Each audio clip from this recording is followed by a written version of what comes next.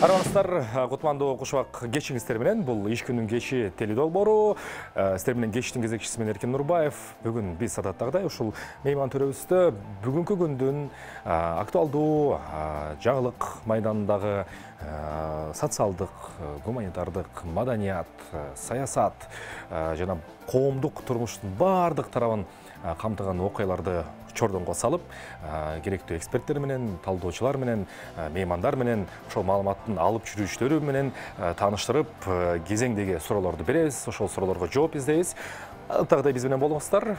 Биз бүгүнкү кечте адаттагыдай эң бир сонун музыкалдык чыгарма менен баштайлы. Андан соң бүгүн биз социалдык реализм сүрөт көргөзмөсү тууралуу сүйлөшөбүз. Андан соң эртең бала бакча жана мектептер өзүнө толук кандуу деп атпайсызбы? Иш жүзүнө киришет. Ошондуктан бул тармакта кандай жаңылыктар болот, ата энелерде өзгөчө кандай түйшүктөр же болбосо кандай жаңылыктар күтөт, ошол тууралуу сүйлөшөбүз.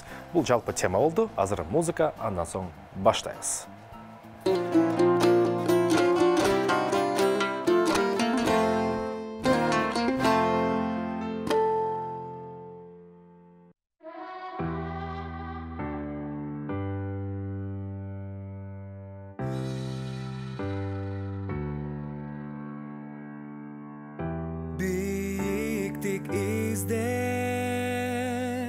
Maksat gözlep, tinbay iştep, ümittü aktap, bağıt menen daim jursuk. Jengilbesing, maksatına jetesin, akırında bardığından ötösün. Sen bağınma, ne bolsa da bağınma.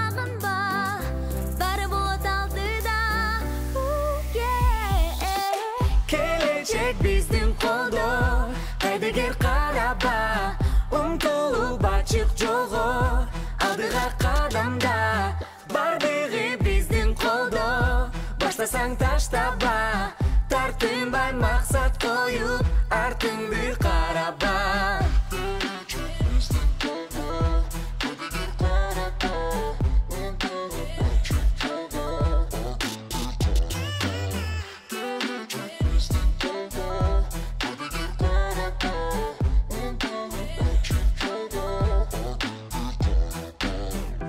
Tang nenen atkan, gündün nurun karmadayım sen.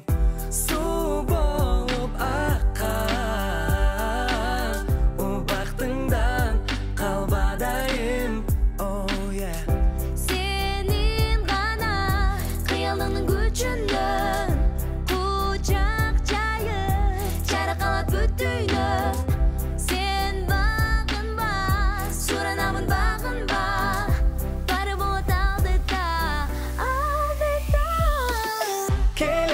Bizden kolda, haydi gel karaba, umtulup açık jogo, aldığa kadamda, bardığı bizden kolda, başlasan taştaba, tartınbay maksat koyup, artındı karaba.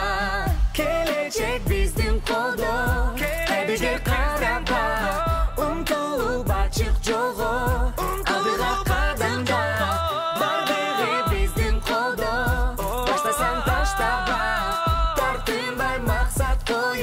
Artındı karaba.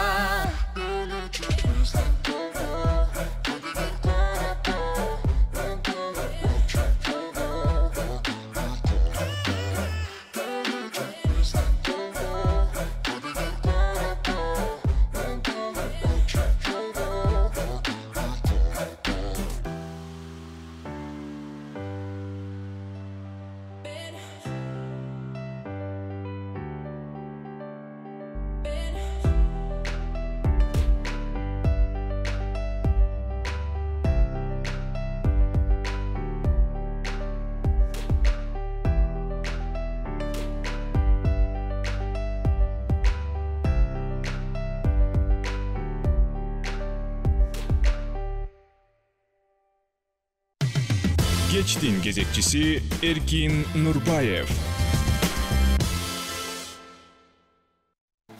Бүгүнкү кеч кезегибизди баштайбыз.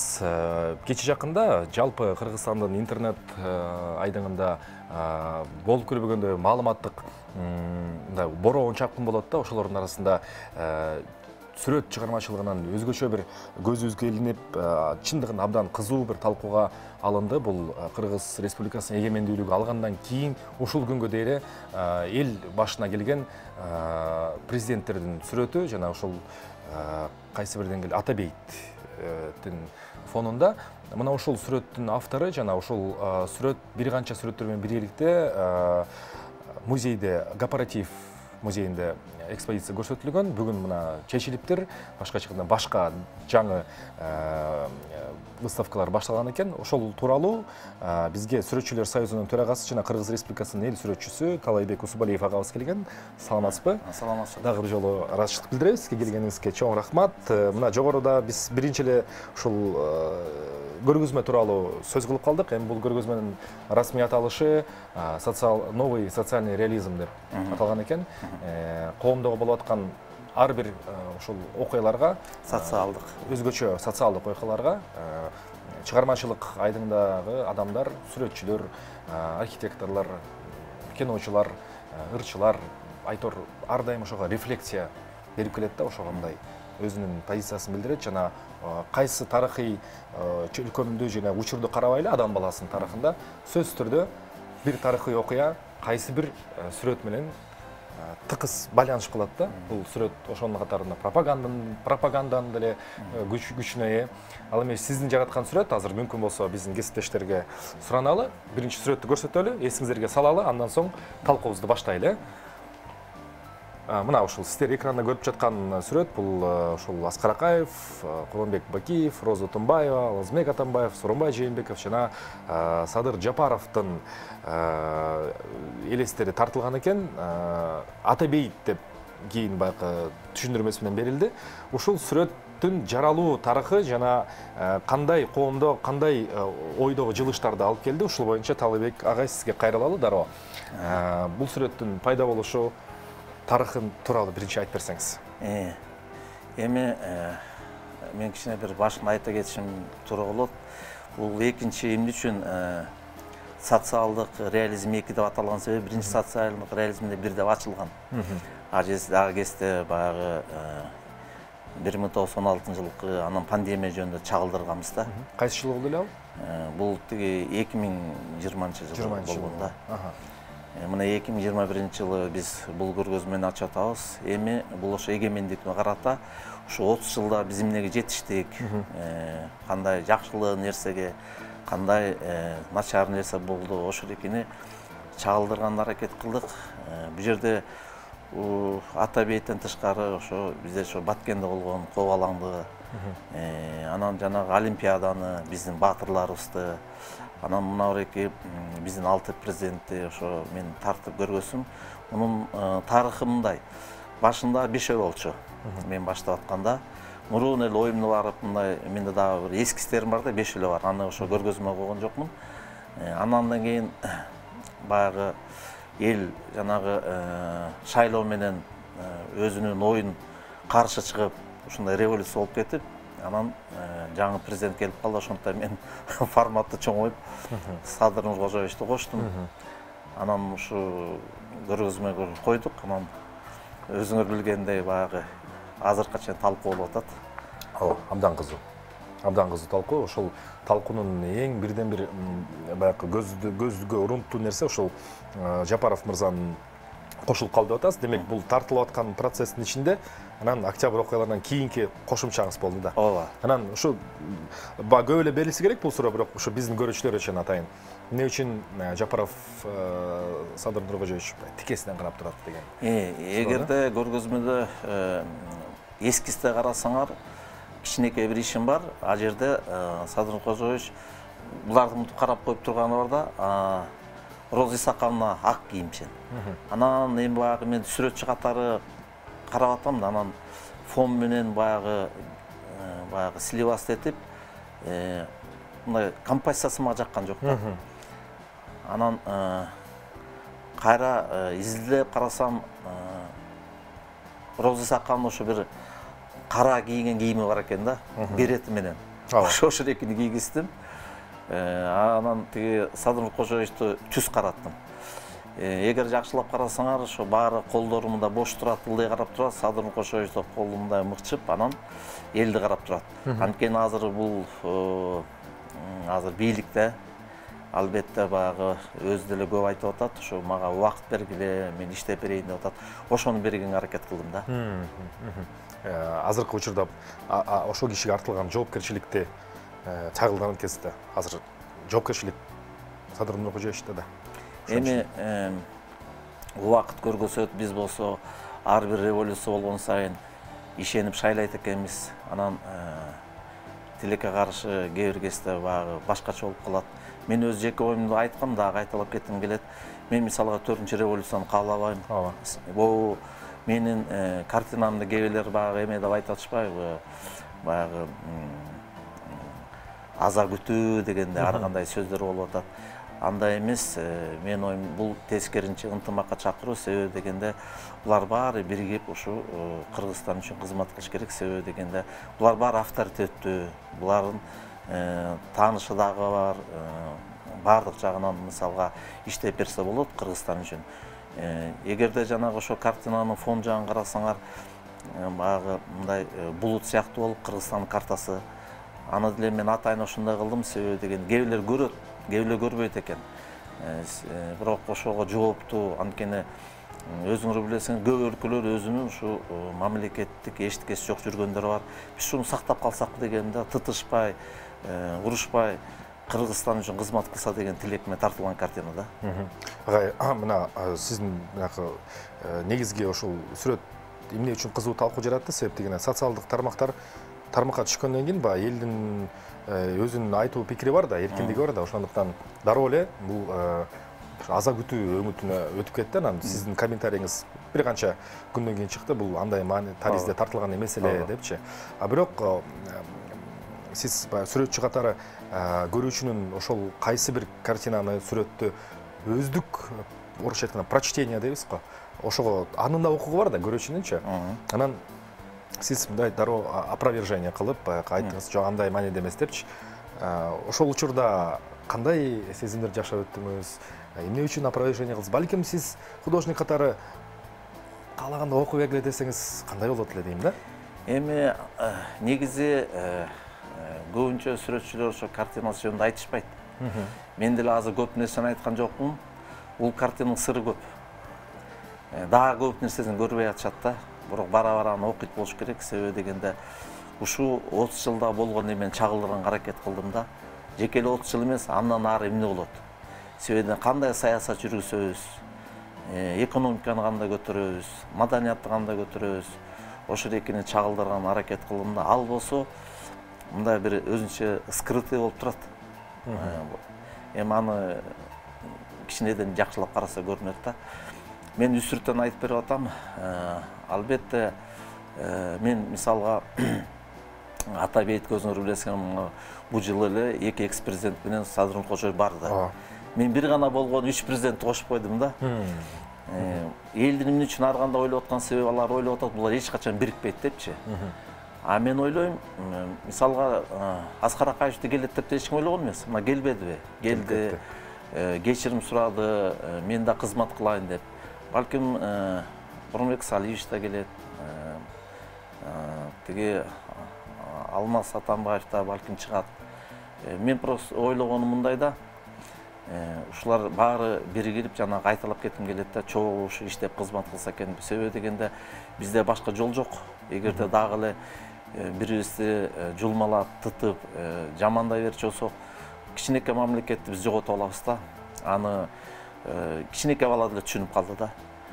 Ошондуктан бул жүрөктөн чыккан картина, себеби дегенде муну мисалга мурун деле ойлоп келгем, айтып атпайм, анан ушу эгемендик койгонго чечтик да. Себеби дегенде мен мисалга эмеге чыкпайм, митингге чыкпайм. Мен сүрөтчү катары сүрөт аркылуу мен өзүмдүн оюмду көргөзүшүм керек да. Албетте бирөөгө жагат, бирөөгө жакпайт. Бул тарыхта, маданиятта, искусстводо ушундай мурун деле боло берген. Ар ким ар кандай чечмелейт. Болуш керек го дейм, ошо максат ошол. Боло берет. Анан анан мындай чалык аябай эме болот деп деле ойлогон эмесмин, ойлогон баягы. Бирок мен түшүнбөй караганча азыр эли көбү түшүнүп калды. Музейге да көп киши келип атыптыр. Мага айтып калышты, көрүп атышат, баары туура эле түшүнүп атат. Эми бирок ар кандай талкуулар боло берет да. Бирок эң негизгиси баланы ат коюп атканда дагы дейт, ушу жакшы тилек менен коюш керек дейт да. Мен үчүн ата бейит деп атам. Ата бейитте биздин залкар адамдар, ошо Кыргызстан үчүн өзүнүн жанын аябын бербегендер. Ошого атайын мен мисалы Ак үйдүн фонунда ошо 6-10 иштеп койчусам, бул анда карикатура болуп калмак да.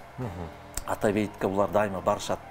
Ошондуктан барып дайыма ошо жакта жаткан биздин аякта мына 30-жылы 1916-жылы Чыңгыз Айтматовдун тиги ошо атасы өзү жанагы революцияга катышкан ошоректердин баары ошо мындай патриоттук сезимге чакырган картина да, мындайча айтканда. Ошондуктан муну мен ойлойм, ошо мурунку президенттер да азыркылар туура түшүнүш керек. Себеби дегенде бул жерде эч кандай бир карикатура жок. Бул жерде бир гана ошо патриоттукка чакырган сезим бар да. А кээ эле айтат го, эмне үчүн кара кийимден? Бул классический кийим эле, баары эле ушундай кийинишет.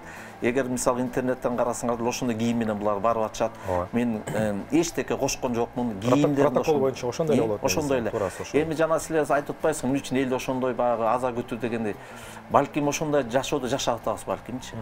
Ошондуктан эгерде бизде экономикасы баары жакшы, баары сонун болчусу, балким башкача көз караш менен карайт беле.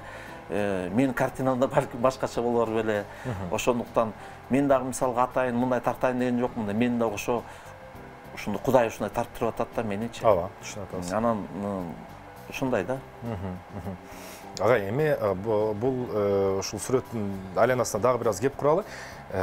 Ошо 6 президенттин эл тарабынан убагында шайланган, мындай сиз айтмакчы, каалайсың, каалабайсың, тарыхта кала турган адамдар, алардын ишмердүүлүгүнө дагы кийинки жылдардын тарыхы өз баасын берип салмактайт да. Процесстебиз дагы, жолдобуз. Анан ушул кишилердин өздөрү же жакындары же ушундай бир эме байланышка чыгыштыбы? Себеп дегенде башка бирөө аркылуу болду.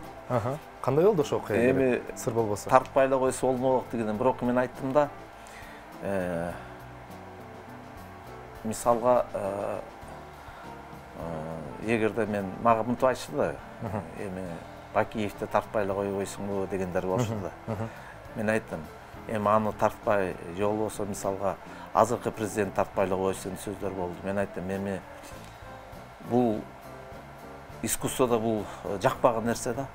Искусствода таза болуш керек, болгон оюн. Бул мен айткам дагы айтып кетем. Мен Чыңгыз Төрөкулович менен жаш кезимде сүйлөшүп калганда, ал киши айтканда талай оюңда болгонуңду тарт, эч качан эч кимди укпа деген да. Тартынба.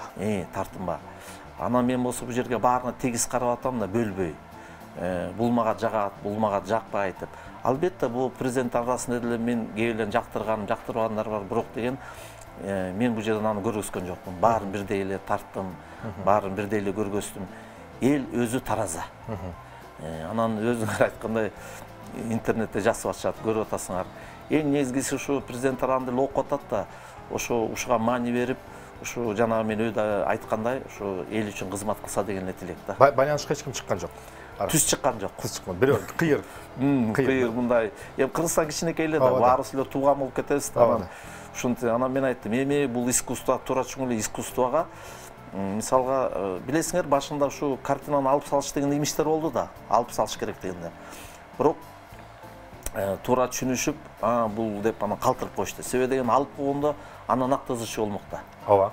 Айтышмак, эмне үчүн алды деп. Ошондуктан деген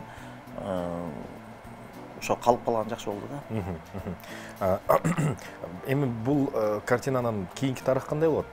Эми муну сатып алам дегендер болуп атат. Биз жанагы өйдө айтып кеткени бул симпиальный проект, Төлөн музейим, куратор жана Гамал Бакамбаев, булар ошо менен иштешип келатат. Себеби дегенде булар туура кылып атат. Себеби деген искусствону негизи каржылап туруш керек экен да. Ар биринин бала чакасы бар, жашаш керек. Алар ошо бизге анча-мынча тыйын төлөп, ушу иштегиле деп ушу проекттин иштеп келатабыз. Бул абдан туура. Себеби дегенде маданиятка көңүл бурбаса, баары тең эле саясатчы болуп кетет да. Өзүңөр көрүп атпайсыңарбы? Бүт баары эле саясатчы болуп кетти. Саясатты түшүнбөгөндөр деле саясатчы болуп кетти. Ошондуктан мен ойлойм, бул абдан туура. Анан ошо Төлөр музейим музей современного искусства салам деп атат. Ошо жака илинет деп атат да. Анан албетте мамлекет сала албайт. Ал салышы мүмкүн, анткени баягы бизде бай бизнесмендер көп да. Анан салса ошо жака тагылат. Чет мамлекетке сатып алам дегендер бар. Мен ойлойм аяка кетпейли, бизде калсын. Анткени бул биздин тарыхыбыз. Бизде калса жакшы эле болот деген ойдомун. Музейлерде, мындан кийинки тарыхы музейлерде калса деп атасыз. Коммерциялык Кыргызстанда калса, Кыргызстанда калсын, музейде калсын. Жеке колго өтпөй эле койсо деп атасыз. Элде калса экен. Элде калса. Мындай жаңылыкты жараткан сүрөттөр чындап эле ошо элде калганы жакшы, кийинки жылдарга дагы ретроспектива кылганга дагы жакшы да. Бизде конокто ошол 6 президенттин сүрөтү түшүрүлгөн, ошо Атабейт деп аталган сүрөттүн автору, Сүрөтчүлөр союзунун төрагасы Талайбек Усубалиев. Биз кийинки блогубузда дагы маегибизди улантабыз. Азыр болсо жарнамалык блог болсун. Кечтин кезекчиси Эркин Нурбаев. Жаңы социалдык реализм көрсөтмөсү жакында бүгүн өз ишин аяктады. Канча убакыт турду агай бул көрсөтмө, көргөзмө?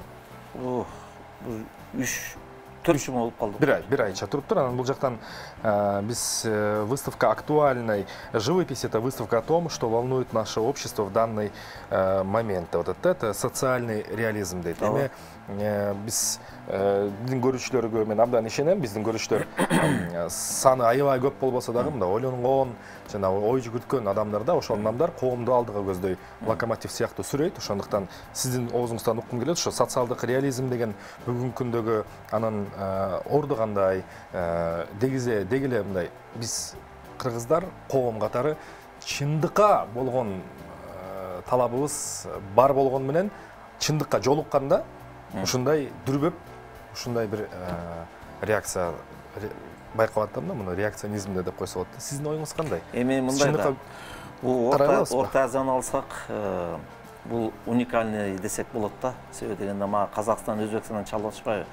Алар интернеттен көрүп алып айтат, менин коллегаларым талай дейт, биз мындай тарта албайбыз дейт. Түркмен менен Тажикстанды айтпай эле коеюн. Ал жакта. Алар чалгандан да коркушат да. Булар чалып айтат, бизде мындай эмете албайбыз, алар мындай шок болуп атат да. Кыргызстан силерде демократия бар экен депчи. Анан мен айттым, эми бар ошол экени биз сактаганга аракет кылып атабыз. Пресса, башка жагы эч кандай бир цензура болбогонго. Себеби дегенде демократик жол менен өнүккөн өлкөлөр көп. Ошондуктан мен ойлойм да баягы бул жеке эле Россиядан дагы чалып сүрөтчүлөр, мен өзүм Россияда окугандан алар менен дагы байланышым бар да, алар дагы интернет аркылуу көрүп, алар да айтып атпайбы? Россияда да мындай сүрөт тарта албайбыз дейт. Ойлосоңор? Ошондуктан баягы Кыргызстан өзүнчө баягы чын эле бир островок демократия бар окшойт деп коем. Себеби дегенде баягы бирок чектен чыкпасак дейм да, чектен. Себеби дегенде баягы ар бир нерсенин өзүнүн чеги болот да. Искусство болот. Искусстводан ары бир туура эмес иштерге өтүп кетсек, ал дагы мына анархия өтүп кетет да. Ошого барбасак, ар бир жерде өзү маданияттын өз чеги болсо экен дейм да. Ошондуктан ойлойм, мына социалдык реализм дейм үчүн, анткени бизде Кыргызстанда көп нерселер болуп атпайбы, ошол экени биз чагылдырганга аракет кылып атабыз да. Анан кечке эле баягы пейзаж, натюрморт тарта берчү болсок, анда эле мен деле тартам, бирок элдер көп нерсени билбей калышы мүмкүн да. Интеллигенция өзгөчө жанагы сүрөтчү болобу, жазуучу болобу, кинематография болобу, ошол эки Кыргызстанда болгондо мен чагылдырып туруш керек да. Антпесо баягы тарыхыбызды билбей маңкурт болуп кетебиз. Мына азыркы тартылып аткан картиналар болсо бизге муундарга калат да. Алар айтат, ушундай болгон экен, ушуну биз кайталабабыз керек деп китепке кирет, китептин бетине. Мисалга мен дагы бир айтып кетет элем, жанакы Россиядан ошо жыл сайын бир где-то бир 2000 тиражда бул бир журнал чыгып турат, Солдаты России дегендечи, ошо жака менин бир картинамды киргизип атышыптыр. Мен деле аны өзүм билген эмесмин. Токтогон алты басарыбан тарткан 150 баланы Ленинградда багып чоңойткон. Бул баатыр мына муну да келип унутуп атышат. Мен ошол экени тарткам, ошол экени тиги обложкасына коюп атышыптыр. Эми элесиңер, бул дагы жакшы нерсе да. Себеби деген бул да пропаганда. Биз да өзүбүздүн баатырларыбызды башкаларга көргөзүп, жанагы биздин тиги Ак жол, Мерим, Айсулуу окшогон ушуларды мына биз дагы көргөзмөдө мен тарттым да, көргөзгөндө ошол экелерди биз дайыма даңгазалап, өзүбүздүн кыйын эмелесин көргөзүп турушубуз керек. Ошону менен мамлекет өнүгөт да. Ошону менен эле барабар жаман жактарды да биз көргөзүш керек. Мисалы жана Баткенде күйүп кеткен үйлөрдү биз көргөздүк, өлүп калган пограничниктерди көргөздүк. Аларда тартпаса болбойт да. Мисалы аны ким сатып алат? Эч ким кереги жок. Улнакта творчество айтса болот да. Ошондуктан мен жакшы ошо менин коллегаларым көбү мени колдоп, алар да ушундайга умтулуп иштесек деп калды да. Жарайт агай, биз азыр экранга көңүлүбүздү бурсак, бул жактан сиздин эмгектериңиздин кайсы дагы бир бөлүгүн көрсөтөлү. Бул ошо Баткендеги талкаланып калган үй да. Баткенде. Автору менмин бул да. Бул болсо ошо эле Баткен кечинде чогулуп багы кечки базардап коет. Анткени күндүз коркушат да, чогулуп бирден бири-бирине сатышат экен да, ошол экени багы иштегенге аракет кылган да. Кечки базар демек. Бул болсо өрттөлүп калган үйүнө келгенде ошо Баткенде жанагы эме Ортобоз айылы да. Ортобоз. Ошол жакта ушундай тапичке чейин кыз ушинтип эле катышканда эчтеке багы алганга багы убакыт болгон эмес. Катышкан, ошону көргөзгөм да. Минометтин отуна түшүп калат эле бул жак. Бул болсо 2010-жылкы багы муну багы столкновение деп коем. Анткени мына карасаңар, ошо солдаттар дагы, тигилер дагы булар солдаттар өзү багы айткан приказды аткарып атат. Бирок момундай болбош керек да. Алар да биздин жарандар да. Анан булар бири-бири менен тытышып атат да. Бул да ошо кечинде болуп аткан ошо 2010-жылы ошол экени карабайсыңбы? Башка таш жеп, тияктагыларга жыгылып атат. Эми ушу болбош керек да, ошону көргөзүп атам да. Бул болсо ошо бир врач чыккан, атын деп атам, ошо ат багыла деп фотосу бар, фотосу бар. Ошол экени тартып атам да, ошо ат багыла деп чыгып атат да. Бул ошо 2020-жылы жанагы шайлоо менен ошо макулдугу болбогон чыгып эл багы ошону көргөзсүн да, площадька чыгышыпчы. Бул болсо 2010-жыл эскиз да, ошо башка картинага да. Бул жанагы 3 пограничник каза болуп калбадыбы? Эмеде тиги Баткен ошол экелерди. Бул болсо биздин жакшы жаңылыктар. Жанагы Олимпиада площадьта мен да болгом. Барып аябай балет этип ошол экени көргөзгөнгө аракет кылдым да. Биздин баатырларыбыз багы эме алтын медаль албаса дагы чоң эмеге жетишти. Албетте. Азаматтар да. Жакшы көрүнүш, могул жакшы көрүнүш. Ала Тоянтында Ала Тоянты башынан эмнени гана өткөргөн жок. Эми кийинки окуялар ушундай бир позитивдүү маанайда болсо деген ойда. Ооба. Баткендеги сүрөттөрдү тартыпсыз. Баткенге өзүңүз бардыңызбы же сүрөттөрдөн, фотолорду карап ошондон? Жок, биз женщина ООН деген ошо организаторлор бизге чалып, анткени булар жана биринчи көргөзмө ачкандан алар аябай жагып туруп, биз пандемия жөнүндө айттык. Бул эми дүйнөсүндө болгон багы трагедия да, азыр деле жүрүп атат. Ошол экени көрүп жактырып бизге чалып, биз силерди ошол жака жиберели, барып тартып келбейсиңерби деди да. Бир эле кызык нерсени айтып коеюн, биз аяка баргандан кийин бизге айтып атышпайбы? Бир мында кат келди да, ошо кол коюш керек экен, ал катты окусак бирдеме болуп кетсе, багы биз жоопкерчилик бизде болбойт деген. Себеби деген биз билбей Тажикстандын чек арасына кирип кетпиз, территориясына. Ал жерде чек ара жок экен да. Билинбейт. Анан багы мисалы пленге алып кетмек, же болбосо снайпер атып салмак. Бирок Кудай сактап андай болгон жок. Биз өзүбүз барып, 2 кыз, 4 сүрөтчү бардык, 2 эркек барып ошол жактан иштеп келдик, көргөзмө ачтык. Мындайча айткандан кийин багы Кудай сактады да, биз өзүбүз билген эмеспиз да. Бирок барып ошол жерден көрүп, элдер менен сүйлөшүп, күйүп кеткен тамдарды көрүп, ошону тартып келдик да. Ошол сиздин кылган эмгегиңизде мени эң көп ошол менин көңүлүмдү бурган, биз эми биздин муунда эле мына эгемендиктин тең туштары деп атайм да, биз 30га эле чыгып калдык. Мына анан ушунча сүрөт көргөзмөсү болот. Ага көбүнесе баягы кызыккандар, түшүнгөндөр, шарты барлар сөзүнүн ачыгы барышат. Анан сиз мына жогоруда эфирден алдын айтып калдыңыз да, ошол бүгүн экспозицияны алып атты эле, бирок статистиканы карадык, аябай көп сандагы адамдар салыштырмалуу келиптир депчи. Эми ушундан менде бир ой толгоо келип атат да. Демек, искусство ар дайым ар тармактуу, албетте ар кайсы болевой точкаларды деличи көтөрүп чыгат, мисалы. Бирок ошолордун бири бул ызы чуу жаратыш. мисалы дүйнөлүк искусствоны акыркы 100 жылдагы чыгармачылык дүйнөсүн баягы дүйнөлүк калкакты карасак, бардык жерде Сальвадор, өзгөчө мындай эпатаж, чакырык, ызы чуунун айланасында анан аябай көп талкуулар жаралып, мисалы андан кийин экспозиция музей гана эмес, Абрамович деген сыяктуу дагы айымдар чыгып өзүн көрсөтүп атпайбы, мисалычы. Анан мунун бардыгы сиздин жеке кетип башыңыздан өттү да. Кандай экен өзү? Негизи бизге керек ушундай чыкты, ушундай талкуулор. Адам келип атпайбы? Мен оюмча баягы ошо корпоратив музейине аябай киши көп келиптир. Дагы биз алып атканда аябай өкүнүчтүү. Ошол жактагы иштеп аткандар дагы кое турсаңар болмок, себеби дегендей дагы сурап атышат, келип атат деп. Мен оюмча ызычуу эмес, актуалдуу картина тартыш керек. Актуалдуу Кыргызстанда болуп аткан. Мен мисалы бир нерсени айтып коеюн силерге, дагы бир кызык нерсе да, таң калыштуу да, өзүнчө бул мындай совпадение деп койсо болобу. Мен бир картина иштеп атам, мен аны билбейм качан бүтөм. Биз Ак үйдө жанагы решетканы алып атсак, ооба. Америкада решетканы коюп атты да. Тиякта ызычуу аткан. Америкада. Ошол эки мен таң калышым, бул кандай деп биз алып атсак аягы коюп атты. Мисалы бу да картинада. Аякта да мамлекет, бизде да мамлекет. Кээ бир жерде алып атса, мейли эл жөнөкөй, а кээ бир жерде ошол эле Америкада коюп атты да. Баягы эл кирбесин депчи. Анан баягы творчество ушинтип жаралат да. Творчество ушинтип жаралат. Ошондуктан баягы мисалга Кыргызстанга албетте кээ бирөө айтат да, мисалга биз болсо көз каранды эмес депчи. Эми ал жөн эле айтылган сөз, биз көз каранды болгонбуз, боло беребиз. Ошол эле Америка, Кытай, Россия деле көз каранды. Көз каранды болгон себеби бирөө менен карым катнаш болот, экономика байланыш болот. Ошондуктан мен ойлойм баягы искусство деле ошондой.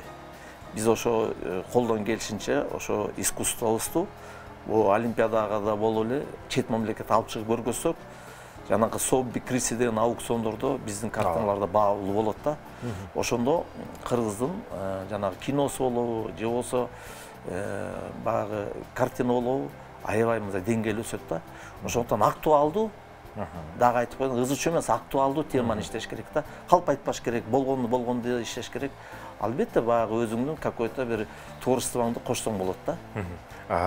Мына сиз Сүрөтчүлөр союзунун төрагасы деп мен сизди атап атпаймынбы? Ошондуктан ушул тармактагы жаңылыктардан дагы сурагыбыз келип турат да. Өзгөчө мен бүгүнкү актуалдуулук деп калдык. Бүгүнкү күндө искусство тармагы көп түркүн актуалдуу жаңы тармактарга, жаңы түстөргө боелуп, ошол эле мисалы мурал деген өзүнчө бир түшүнүк бар. Анан азыр мисалы Доха арт деген жигиттер үйлөрдүн жасалгасын, баягы стандартка айлантылган черно-серый, черно-белый картинаны абдан мындай түркүн түскө боеп алышат да. Ошондой жаңы багыттар менен, жаңы агымдар менен эски мектептин, жаңы мектептин ортосуна диалог барбы? Болсо кандай таризде өнүгүп атат? Сүрөтчүлөр өзгөчө сезимтал болот да. Алар оңой менен мындай түртүнчөк кылбайт го деген ойдомун да. Тура боюнча айтсаңыз. Мына азыр видео инсталляция, видео арт, инсталляция тура азыр аябай өркүндөдү да, ар кандай форматта, баягы современный искусство деп коет биздикичи. Ооба. Албетте баарын колдош керек, себеби деген эркин болуш керек да.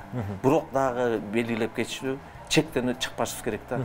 Себеби дегенде искусство менин жеке көз карашым, кандай гана нерсени колдонбойсуң, ал адамды жакшы жакка тарбиялаш керек да. Себеби дегенде мисалга мамлекетте бул үй бүлө да.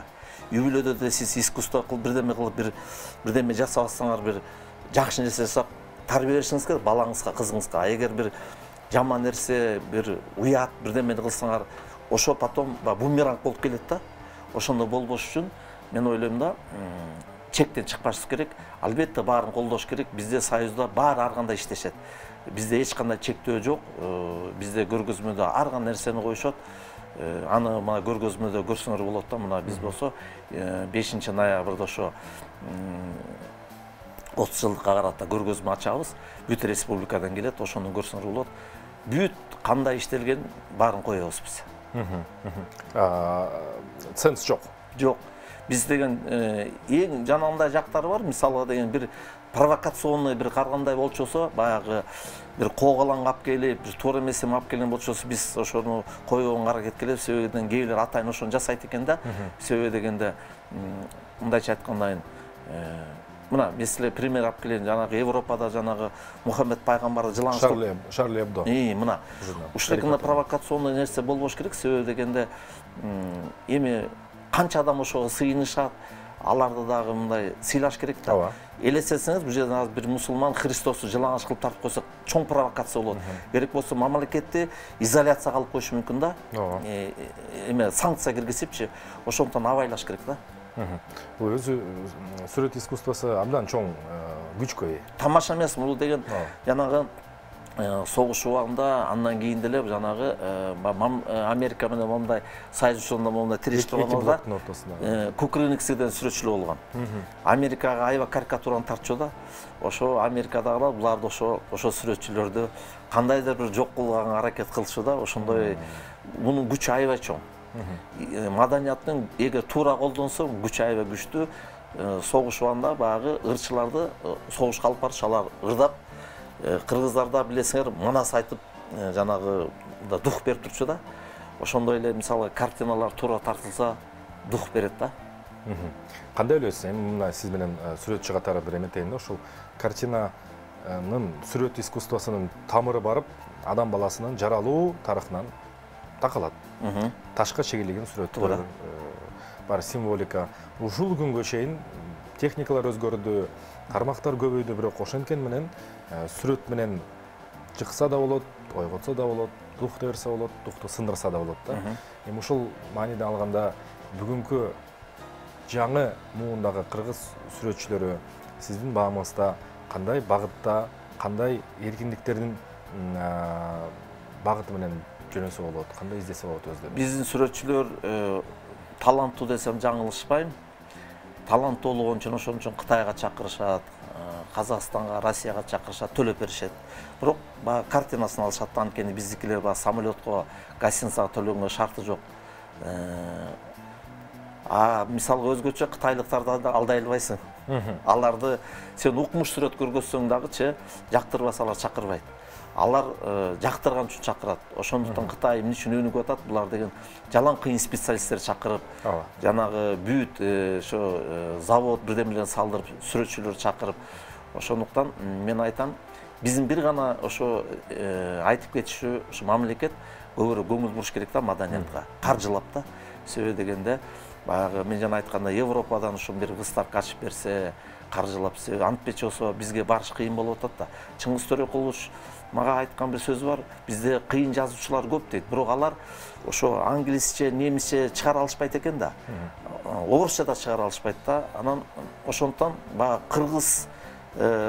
кыргыздар эле окуп, башкалар окуй албай калып, түшүнбөй калып атат да. Ошондуктан көп чыгармалар билинбей калып аткан ошондой да. Картина деле ошондой. Булар мисалы Кыргызстандан көрүп башка жакка чыкпай калып, азыр интернеттен баары жакшы, бирок интернет мындай түрүлөй көрүш керек да. Ошондуктан эгерде ошондой каржылап турчу болсо, мен ойлойм, баардык жагы жакшы болот. Себеби деген маданиятсыз өлкө өнүкпөйт, өнүккөн эмес. Рахмат агай. Келген темалар али алдыда, эң негизгиси сиздин жанагы ошол уудуу жараткан сүрөттүн жаралуу тарыхын, сиздин позицияңызды билип алдык. Биз үчүн бул абдан маанилүү болду. Ишиңизге жана чыгармачылыгыңызга ийгиликтер каалайбыз. Конокто Сүрөтчүлөр союзунун төрагасы, Кыргыз Республикасынын эл сүрөтчүсү Таалайбек Усубалиев болду.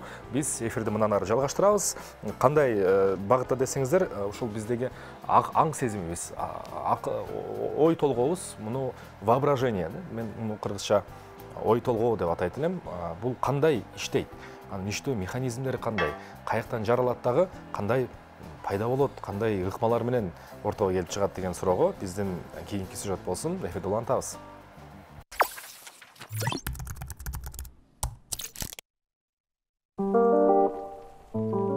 Бир секундага француз тили мугалими өрдөк деп элестетип көрүңүз. Кара тешиктин жанында бир теннис ойноону, тумшугунда ананас менен дельфинди элестетиңиз. Мүмкүн сиз буга чейин мындай нерсени көргөн эмессиз, бирок сиз аны бир заматта эле элестетип аласыз. Мээңизде сиз көрө элек бир сүрөттөлүш кантип жаратылат? баары жөнөкөй көрүнөт. Бирок бул сиз бир нерселерди өзүңүзгө көп элестеткениңиз үчүн бул мээнин тотал координациясын талап кылган оор тапшырма. Жаңы өзгөчө сүрөттөр үчүн мээ тааныш фрагменттерди алат жана алардан жаңы айкалыштарын жаратат. Мээ ансыз электрдик сигналдарды колдонууга аргасыз болот. Аларды өз убагында бир багытка багыттайт.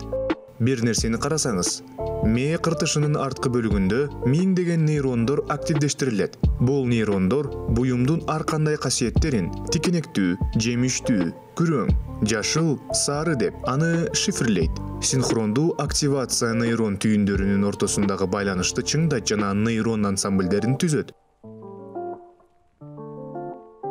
Нейроилиминде бул Хебба принципи деп аталат. Чогуу активдештирилген нейрондор бири-бири менен байланышат. Ананасты элестетсеңиз, анын бүт комплекси активдештирилип, мээде бирдиктүү сүрөт пайда болот.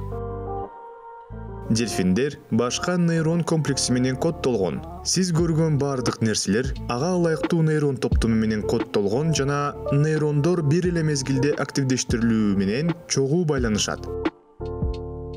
Бирок бул принцип эмне үчүн биз буга чейин көрбөгөн чексиз объектилерди элестете аларыбызды түшүндүрө албайт. Тумшугунда ананас менен дельфин үчүн нейрондор комплекси жок. Аны кантип элестете алабыз? Психикалык структуранын синтези деп аталган теориянын бир гипотезасы эң негизгиси убакыт деп ырастайт. Эгер дельфин менен ананастын нервтик бирикмелери бир эле учурда активдештирилсе, анда биз эки бөлөк объектини бир сүрөттөлүш катары элестете алабыз. Бирок мээде бир нерсе нейрондун активдештирилүүсүн көзөмөлдөшү керек. Бул роль үчүн эң ылайыктуу биринчи талапкер бардык тотал когнитивдик функцияларды аткарган префронталдык кабыктын нейрондору арткы париеталдык кортекс менен узун процесстер, нерв талчалары аркылуу байланышат. Теориялык жактан алганда, префронталдык кабыктагы нейрондор нерв талчалары боюнча электрдик сигналдарды арткы париеталдык кортекстин көптөгөн жыйындарына өткөрөт деп болжолдонууда. Бул процесс аркылуу нейрондор чогуу активдештирилет. Эгер бир эле учурда нейрон жыйындары активдештирилсе, анда сиз өзүңүз түзгөн сүрөттөлүштү көргөндөй сезилет. Префронталдык кабыктагы ар кандай нейрондордун бирикмелеринин бул аң сезимдүү, максаттуу синхрондоштурулушу акыл структурасынын негизги синтези деп аталат. Психикалык структуранын синтезделиши үчүн сигналдар бир эле учурда эки нейрон комплексине барышы керек. Бирок кыйынчылык кээ бир нейрондордун башкаларга салыштырмалуу префронталдык кабыктан өтө алыс болушунда.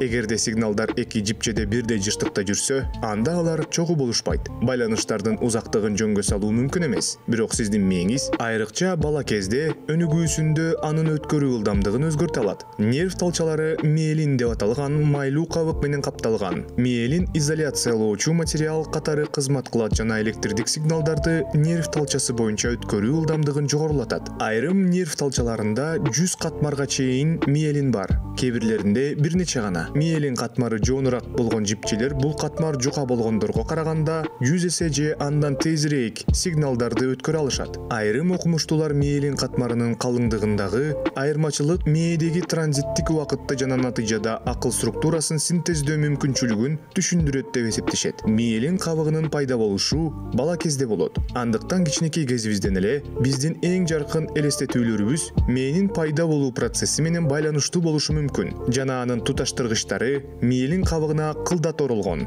Биздин жаратылыш күчүбүздө эбегейсиз зор чыгармачылык күч симфонияларын жаратууга жөндөмдүү.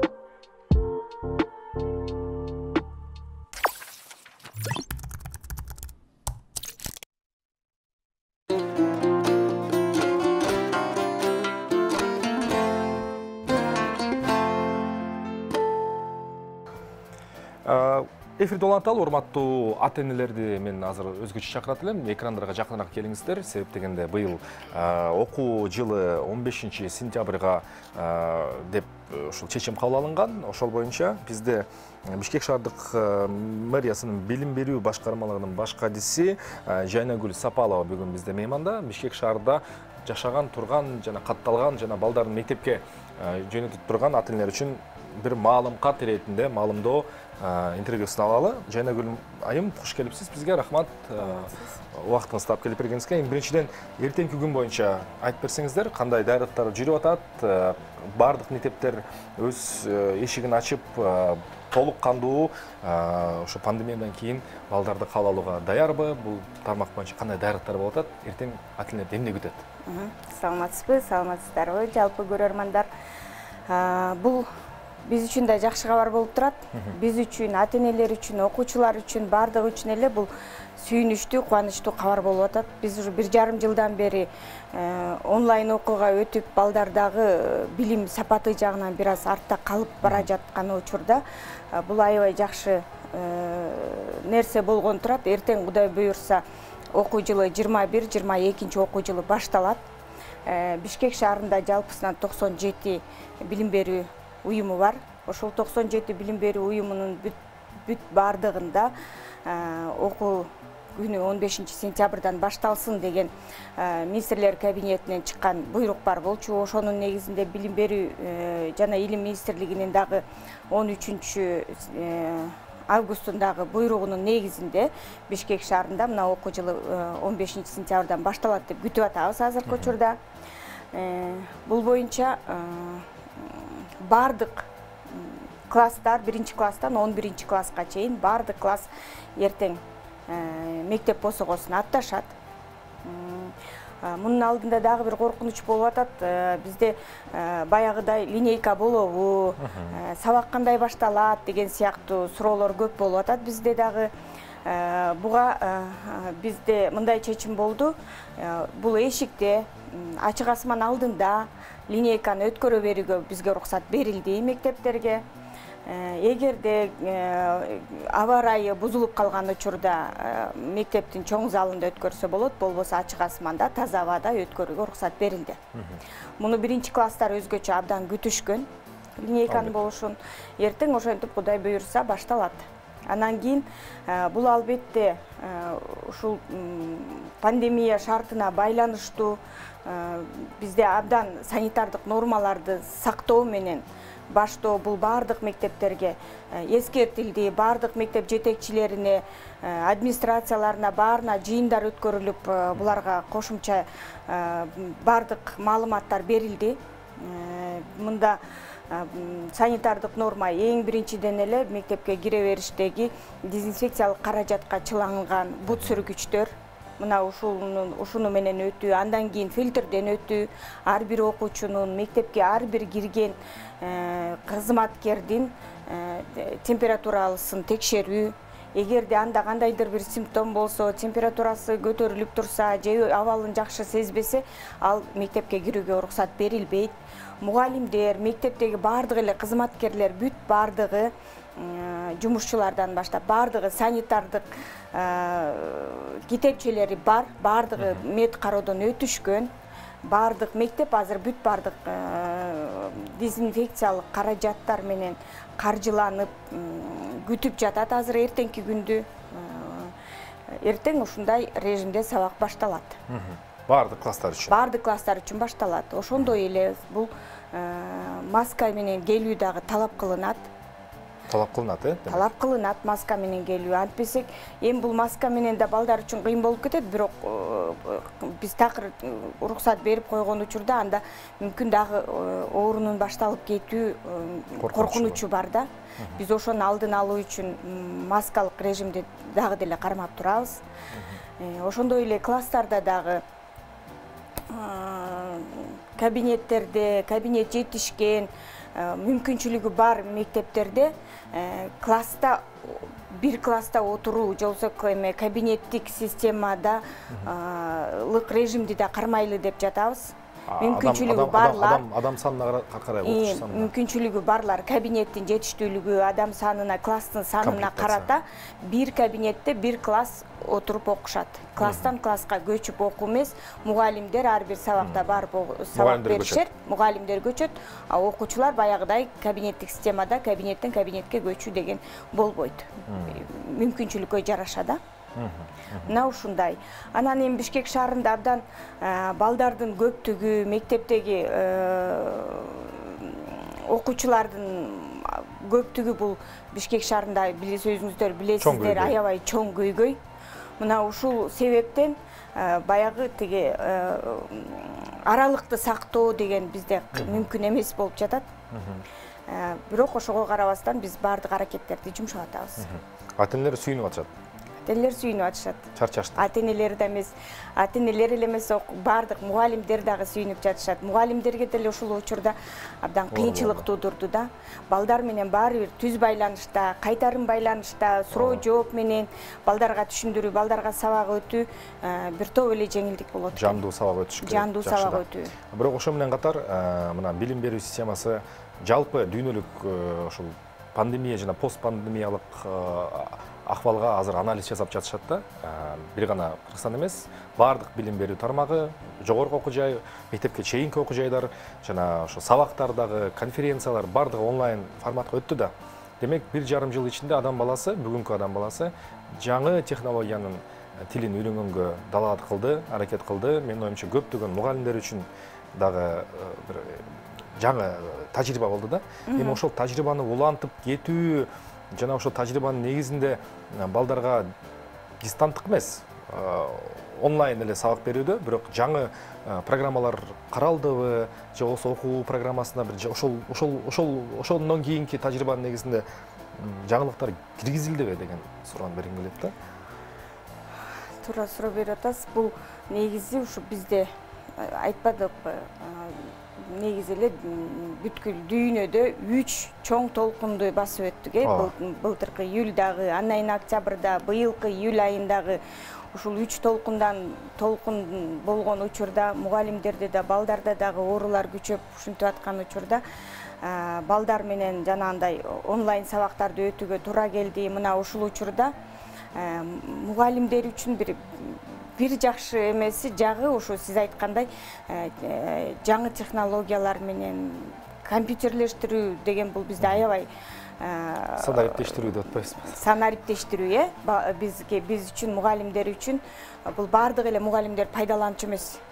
Балдар менен түз байланыш болгондон кийин доска менен, балдар менен кайтарым байланыш, суроо жооп иретинде сабактар өтүлүп келген. Амында баардык мугалимдер кааласа, каалабаса дагы бала бакчанын тарбиячыларынан баштап балдар менен ошол онлайн форматта эме менен компьютер менен же болбосо интернет мобилдик байланыштар менен байланышууга туура келди. Ошондой зарылдык келип чыкты.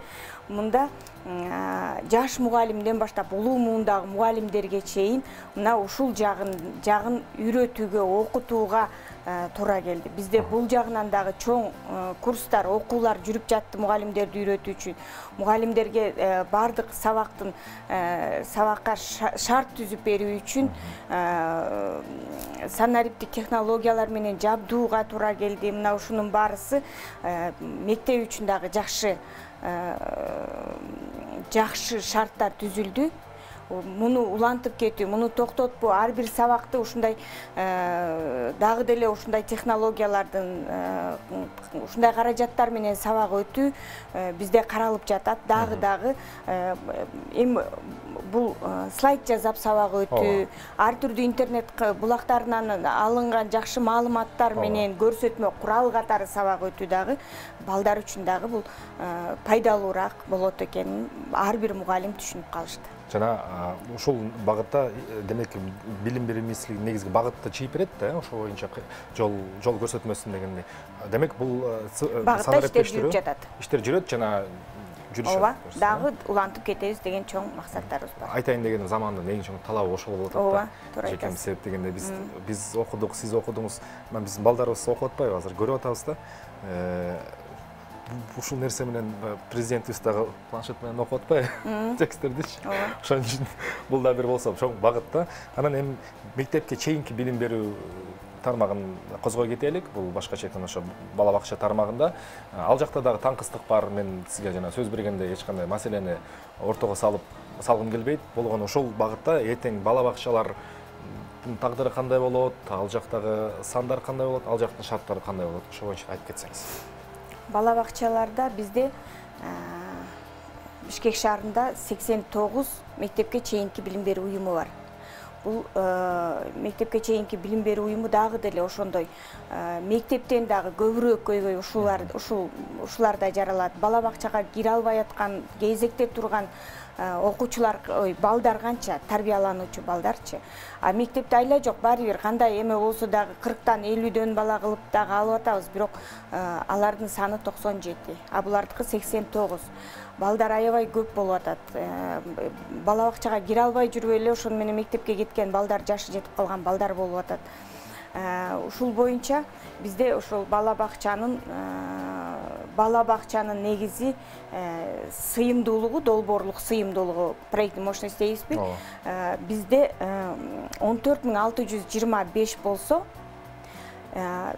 эмеде негизи азыр бизде бала бакчага барып жаткан балдар бүгүнкү күндө 24913, 10 миңге ашык болуп атат да балдар. Эми азыр ошондой эле дагы кезекте 30 миң бала, 30 тагыраак айтсам 30.349 бала азыр кезекте турушат. Мына бул биз үчүн да чоң көйгөй болуп атат. Биз ушул көйгөйдү чечиш үчүн шаарда 22 бала бакча курулуш керек.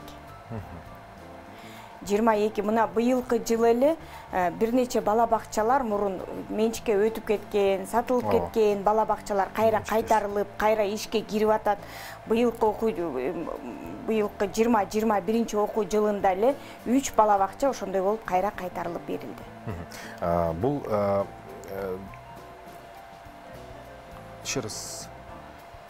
жарнамалык блок болсун азыр бизде. Андан кийин биз Бишкек шаардык мэриясынын билим берүү башкармалыгынын башкардысы Жайнагүл Сапалова эжебиз менен болгон маекти улантабыз. Урматтуу ателерге кулак кагыш болсун, биз менен болуңуздар.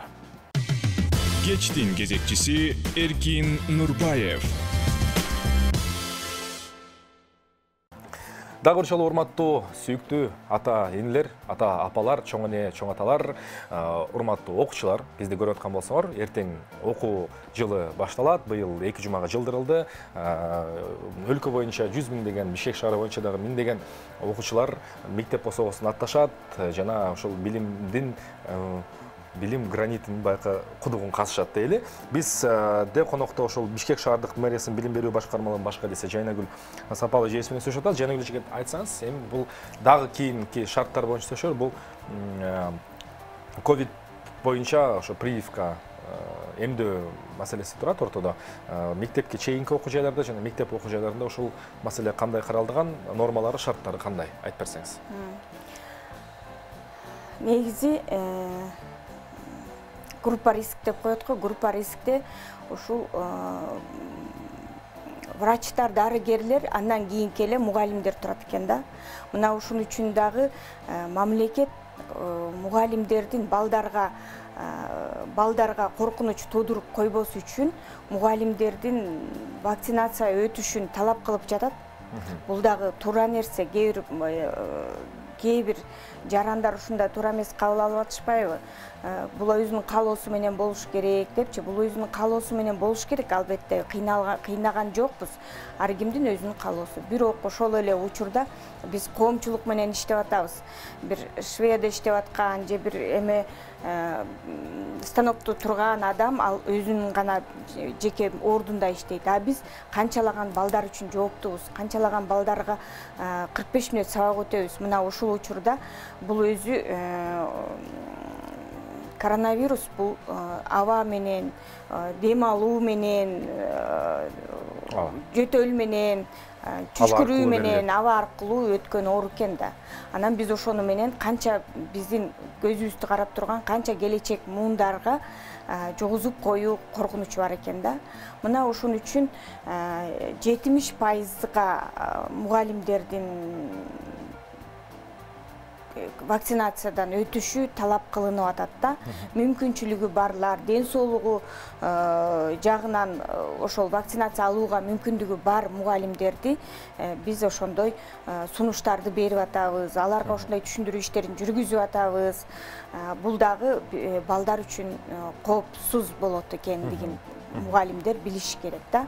Бул жеке эле мугалимдер эмес, ошол мектепке чейинки билим берүү уюмдарынын же болбосо бала бакчалардын дагы тарбиячылары, ошо бала бакчалардын кызматкерлери дагы вакцинациядан өтүшү керек деген түшүндүрүү иштерин жүргүзүп атабыз. Бүгүнкү күндө 13 сентябрга Бишкек шаарында 63%, 62,60% педагогдор вакцинациядан өтүштү. Максат 70%, Максат 70%. Мына 70% болгон учурда баардык билим берүү уюмдары ачылат деген, балдарга коопсуз шарт түзүлөт деген бизде максат бар да, ушундай каралган да. Ошондуктан вакцинациядан өтүү бул өзүбүз үчүн керек нерсе болуп жатат.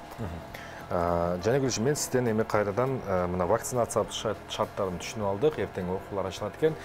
Бала бакча боюнча бир сурообуз бар эле. Ошол бизде жеке бала бакчалар, анан мамлекеттик жана муниципалдык бала бакчалар бар. Ошолордун ачылыш айырмачылыгы болду. Мисалы, биздин балдарыбыз сентябрдын башында барып башташты. Бала бакчаларга ал эми мамлекеттик бала бакчалар алар дагы эртең ачылат, жаңылышпасам.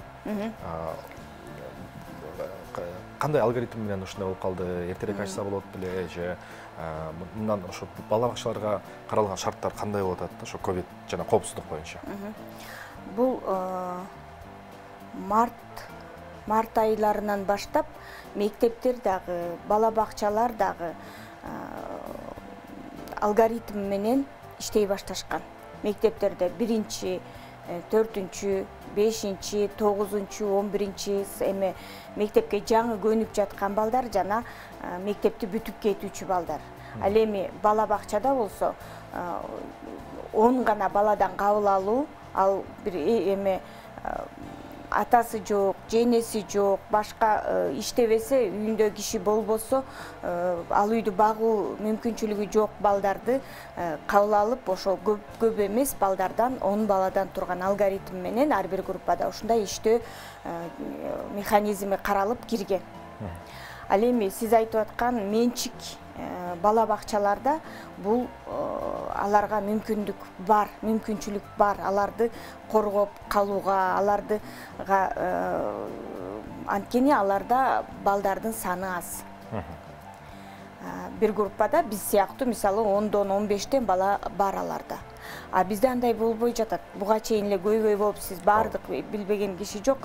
Бир койкада 3-төн 2ден бала жаткан учурлар бар да, аны жашыра албайбыз. Бир группада 60-тан 50дөн бала бар. Мына ушундай учурда бул балдар үчүн өтө кооптуу болгондуктан бизге уруксат берилген эмес. Бизге буга уруксатты ЦГСМ же болбосо шаардык санэпидемиологиялык көзөмөлдөө борбору уруксат беришет, ошолордун уруксаты менен гана биз ача алабыз, предписаниясы менен. Дагы бир кызыктырып жаткан маселе бул билимдин өзүнүн баягы сапатына кайрылсак да, балдар бир топ алыстап калды мектептен. Офлайн сабактар өтүп атты. Көнүшпөй үйдө кандай гана трагедиялар болгон жок, мындайча айтканда. Ата-эне көнүп калганбыз да, балдарыбызды жоопкерчиликти башка бирөөгө оодарып коюп, системага оодарып койгонбуз. Анан балдар үчүн да оор болду. Технологиялар жардама келди бир чети. Анан ушул боюнча билим берүү тармагында ушул жаңы шарттарга ылайык кандай программаны кубалап жеткенге экспресс программа менен иштешеби же тескерисинче жайлатып окутабы, ошол окутуу алгоритми кандай болот же дал кандай болгон болсо ошол боюнча эле уланып кетишеби дейм да. Каралдыбы ошол эмелер? Себеп дегенде чындыгында пауза көп болуп калды дейм да. Пауза көп болуп калды. Балдардын билим жагынан балдар чындыгында аксашты, бирок программа аткарылды. Окубай жүргөн менен онлайн окууда дагы бул программа аткарылбаса, бала класстан класска көчпөйт болчу. Программа аткарылды, бардык сабактар өтүлүп жатты. Ошону улай эле быйыл балдар көчүштү, кийинки жылы окуу программасы менен баштап кетет. Бирок баары бир эле мугалим баланын өксүк жерлерин толуктоого, алардан өтө окубай турган мезгилиндегиден өтө катуу талап кылбай, аларды кубалап жетүүгө, балдарга кошумча дагы мүмкүнчүлүктөрдү берүүгө бизде түшүндүрүү иштери, мугалимдерге эскертүүлөр бардыгы айтылып, мугалимдердин, педагогдордун сентябрдагы кеңешмеси болду. Мурун август кеңешмеси болчу эмес беле. Азыр ошол сентябрь кеңешмесинде ар бир предмет боюнча шаардын мугалимдери чогулуп, өздөрүнчө талкуулап, мына ушундай сунуштардын баары кирген талкуулап, андан чечим чыгып, протокол түзүлүп, баарысы ошол балдардын жетишпеген учурларын эске алуу менен окутуу сунуштары киргизилген. Анан дагы жана сиз сурап кеткен нерсеге да жооп берип кетейин. Эми мугалимдердин вакцинациясы айтылбады, андан сырткары да балдардын прививкасы боюнча дагы айтып кетейин. Бул болсо кээ бир менчик бала бакчаларда балдар прививка алдыбы, албадыбы, ага карабай эле алып атышат экен да. Ал эмне үчүн ушундай ата-энелерден да бизге суроо келип атат да. Кээ бир азыр кийинки убактарда балдарга прививка алуудан баш тарткан ата-энелер бар болуп атпайбы? Бул учурда мектепке кабыл албай жатышат деген суроолор келип атпайбы? Бул боюнча айтып кетет элем. Бул эми иммунизация деп коет го. Бул балдардын төрөлгөндөн баштап 6 жашка чейинки учурдагы алган прививкасы бул балдар үчүн, балдардын бүткүл өмүрү үчүн, иммундук системасын бекемдөө үчүн, бүткүл дүйнөлүк саламаттыкты сактоо уюму тарабынан ойлонуп чыгылган система да. Бул балдарга кошумча, жаңы төрөлгөн балага кошумча иммундук система пайда кылат экен. Албетте. Бул ошол эле биздики ар бир адамда кездешүүчү жана столбняк, оспа, корь, краснуха, көк жөтөл деген сыяктуу оорулардын алдын алуу үчүн берилген да. Муну дагы ата-энелерге туура түшүндүрүү иштери албетте ошол бала төрөлгөн учурдан баштап медициналык кызматкерлер түшүндүрүү иштерин жүргүзүшөт. Ага чейин бизге келгенде биз бала бакчаларда ушундай түшүндүрүү иштери жүргүзүлөт. Бул адамдын өмүрү үчүн абдан керек нерсе. Өмүрүнүн коопсуздугу үчүн керек нерсе да, ошон үчүн бул талап кылынат. Эми бүткүл дүйнөлүк саламаттык сактоо уюмунун маалыматы боюнча ушул кабыл алган прививкадан 2 миллиондон 3 миллионго чейин адамдын өмүрү сакталып калынат экен. Бул көбүнчө ошо 2016-жылдан бери Кыргызстанда баш тартуу көбөйүп бара жатыптыр да. Ошо маалымат боюнча ошо башында 4000ден болсо азыр 7000, 8000ден ашуун ата-эне ошо баласын төрөлгөндө прививкадан баш тартып атат. Бул деле эми ошо диний агымга байланышып кетет экен, ошого көз каранды болуп кетет экен. Исламда деле адамдын ден соолугу, муну ошо денени, жанды Кудай бергенден кийин аны сактап, аманат катары сактоо, аны кандай жол менен болсо дагы аны чыңдап туруу бар экен. Ийне сайбай коюу, ийне сайдырбоо деген сыяктуу шарттар бул исламда тыюу салынбайт экен. Мына ушундагы ата-энелер туура түшүнсө дейбиз да. Биз бул маселени дагы бир канча ушул ар дайым көтөрүп жүрөбүз. Албетте бизде эркин мамлекет, демократиялуу мамлекет, эч кимге бир нерсени кылууга кыйнабайт жана бир гана ошо шартын коет да. Анан ошого урматтуу ата-энелерге да кайрылып келет. Кимде ким көрүп аткан болсо, албетте өз балаңар сиздердики биз талаша албайбыз. Бирок анткени менен келечек балдарда да ден соолукта болсун балдарыбыз. Анан мен сизден дагы бир жагдайды сурагым келип турат. Мына Бишкек шаардык билим берүү башкармалыгынан болгон үчүн сиз Бишкек шаары жалпы республикалык деңгээлдин борбору болуп эсептелет жана бардык тармактын алып жүрүүчүсү, үлгүсү, өрнөк катары, флагман катары жүрөт да. Эми ушул чекиттен карасак, инклюзивдик билим берүү мүмкүнчүлүктөрү бүгүн кандай деңгээлде турат? Ошол инклюзивдик билим берүүгө муктаж болгон балдарга, кыздарга эл менен кошо аралашып, коомдон калышпай окууга бир аз да болсо бир жылчык, бир аз жылыш барбы? Алар кандай каралып атат? Ушу боюнча маалымат берип кетсеңиз. Инклюзивдик билим берүү боюнча бизде билим берүү башкармалыгында атайын комиссия бар да.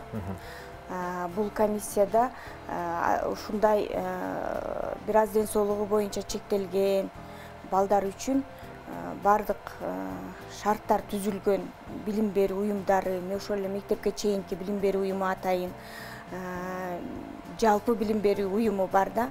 Ошол комиссия карап чыгат. Атайын бул бир жумада 2 жолу комиссия өз ишин улантып иштеп турушат. Анын жетекчиси Каноненко Зоя Владимировна деген бар бизде.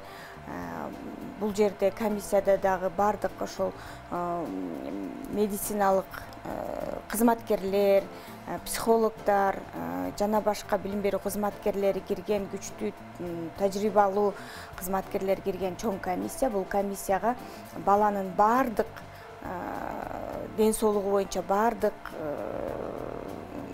документтери менен, көрсөткүчтөрү менен комиссияга келишет. Бала эгерде бир аз мектепте жалпы балдарга кошулуп окууга мүмкүнчүлүгү бар болгон болсо, андай балдарды кошуп окутуу дагы жактары каралганда, шарттары каралган. Ал эми эгерде баланын кээ бир ата-энелер бар да, менин балам ооруп аткан баласын деле менин балам жакшы эле деп эле жалпы балдарга кошкусу келет.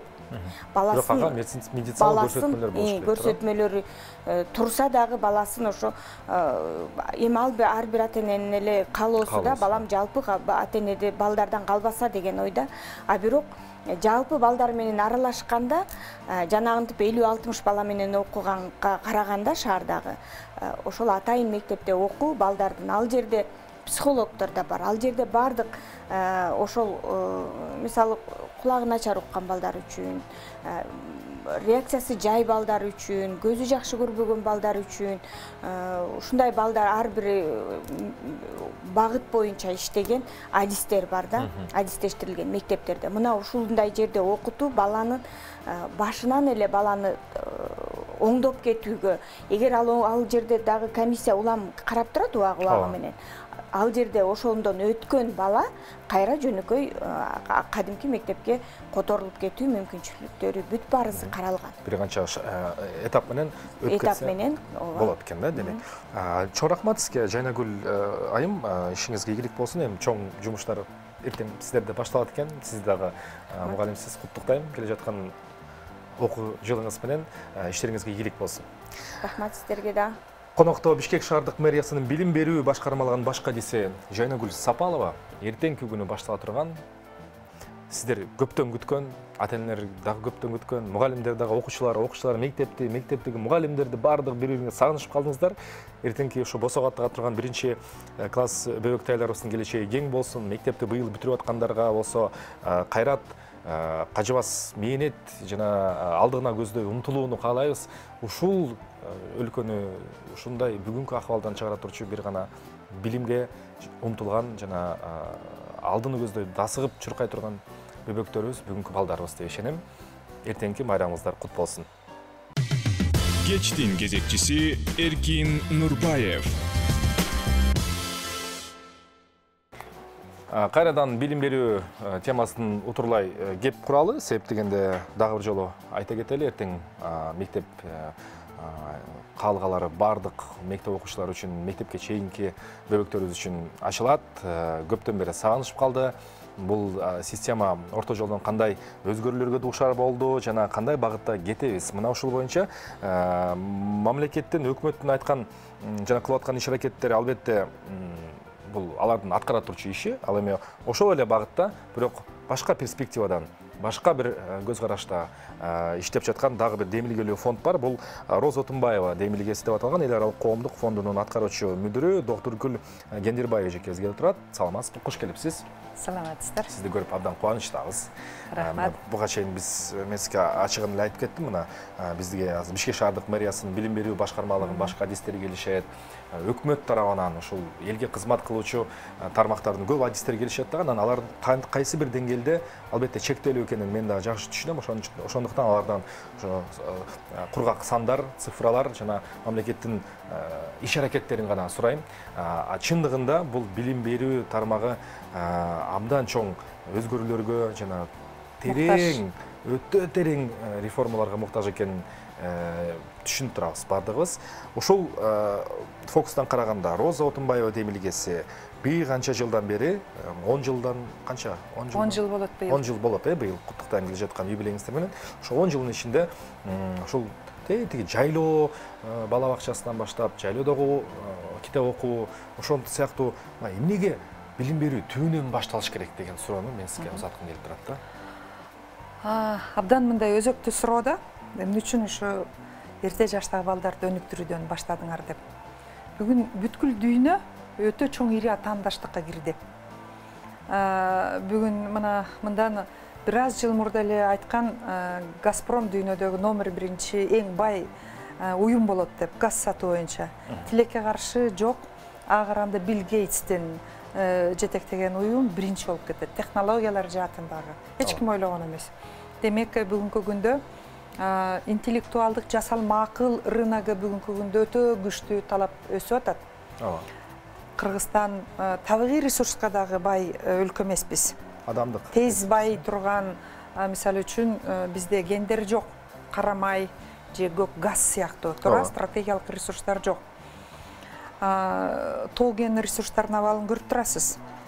Тынымсыз кайталанып көбөйүп ордуна келе турган эң чексиз байлыгыбыз бар, бул биздин элибиз. Адамдык. Адам ресурс болуп эсептелинет. Кайсы өлкөнүн адам ресурсу күчтүү болсо, ошол өлкө өнүгөт. Акыркы дүйнөлүк иликтөөлөр өтө чоң илимий изилдөөлөр ачылды, иштелди. Башкача айтканда, эгер пирамиданы азыр эң биринчи мындай мектеп, анан мындай барып, эң акыркы пирамиданын чокусунда азыр 30%-тен ар жак бер жагында мектепке чейинки өнүктүрүү кызмат көрсөтүүсү болсо, тескерисинче азыр алмаштырыш керек тамырынан бери. 100% бала мектепке чейин өнүгүү, мээнин кабыл алуусу 3кө чейин, ашып кетсе 5ке чейин. Анткени мээнин муну иликтеп көрүп, бүткүл дүйнө ошол балдардын өнүгүшүнө салым кошуп атат. Абдан. Бизде билим алуудагы өнүгүү ресурсуна жеткиликтүүлүк, адилеттүүлүгүн камсыз кылышыбыз керек мамлекетте. Мына бүгүн 30%-тин деңгээлинде мектепке чейинки өнүгүү кызматына барып атабы, алар кайда? Бишкек шаарында, чоң шаарларда, айыл жеринде жок балдар. Ошол жердеги көкүрөктөгү өнүгүү болгон, көөдөндөгү өнүгүү муктаждыгын башка нерселер толуп калып атпайбы? Табигый муктаждык, туура. Албетте.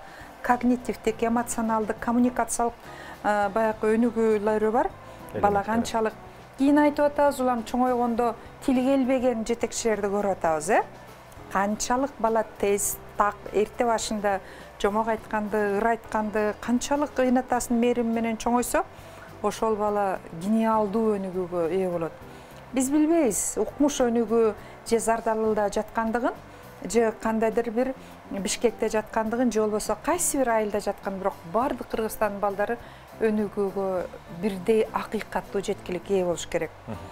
Техас университетинин профессору, Нобель сыйлыгынын лауреаты Джеймс Хикмандын бул формуласы үчүн Нобель сыйлыгын алган. Адамды, жаш баланы өнүктүрүүгө жасалган каржылоону бул эң чоң инвестиция деген. Эгер салган $1 белгилүү бир мөөнөттөн кийин ал $8 эселеп, 8 эселеп кайтып келет. Ошон үчүн бүткүл дүйнөдө бул номер 1 өнүгүү факторуна кетти. Эрте жаштагы өнүгүү бул келечекте 3 чоң проблеманын алдын алат. Биринчи бул тынчтык куруучулар. Анткени бала төрөлгөндө орус экенин, кыргыз экенин, тигил динде, бул динде экенин, же болбосо анын ден соолугу чектелгенин билбейт. Бардык балдар менен бирдей шартта кучакташып ойношот. Туура? Кастык тили араздашууга барбайт. Билбейт, эч кандай билбейт.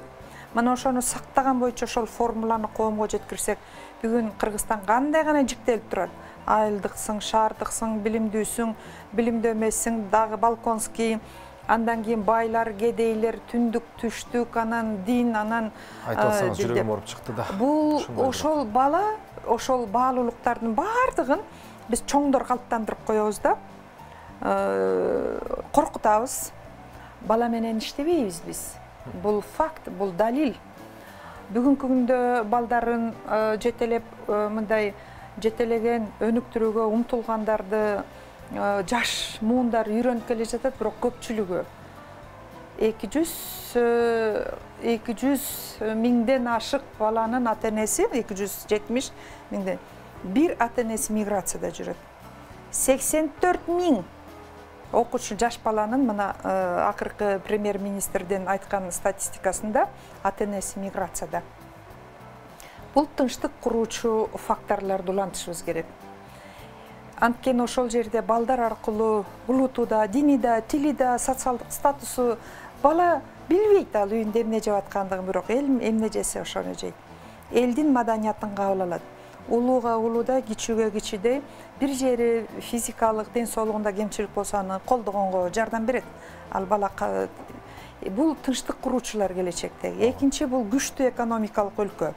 Ал билим болот. Билим, эгерде билимден өксүгөн бала эч качан акыл эмгегинин продукциясын пайдалана албай калат. Биз айтып атабыз, мына декодирование болбосо тыбышты тагайтуу, же болбосо ошол сөздү чечмелөө кудуреттери жок болуп калып атат, тилибиз келбейт. Анткени ата-эне бала менен сүйлөшпөйт. Элестетсеңиз, 7 жашка чейинки балдардын баары көчөдө кылганын, көргөнүн кылат. Үчүнчү чоң фактор бул интеллектуалдык атаандаштыкка түз бара турган фактор ошол жерде куралат экен. Ошон үчүн бүткүл дүйнөдө азыр керек болсо диплом девальвация болду, кереги жок. Сенин туруктуу көндүмүң болсо дипломсуз деле иштей бересиң. Сен керек болсо үйүңдө отуруп, ушул мына Кыргызстанда канча жаштар бар, үйүндө отуруп Лондондо иштеп атат, Нарындын бир айылында отуруп алып, эң ири дүйнөлүк компанияларга программаларды жазып атат. Билим берүү, жаңы сабаттуулуктар түп тамыры менен өзгөрдү. Таптакыр, айрыкча ковидтин болушу. Ошон үчүн биздин фонддо негиздөөчүсү Отунбай Ороз Исаковна, мен ал учурда 2012-жылы билим берүү министринин орун басары элем. Анан 23 ноябрда чоң парламенттик угуу болду мектепке чейинки балдардын абалы боюнча. 10% бала бакчага барат. Анан мен аябай жиним келген, ошо фонд эмнеле тийише берет бизге тиешелүү маселелерге деп. Анын жыйынтыгы боюнча дагы далай тил уктук.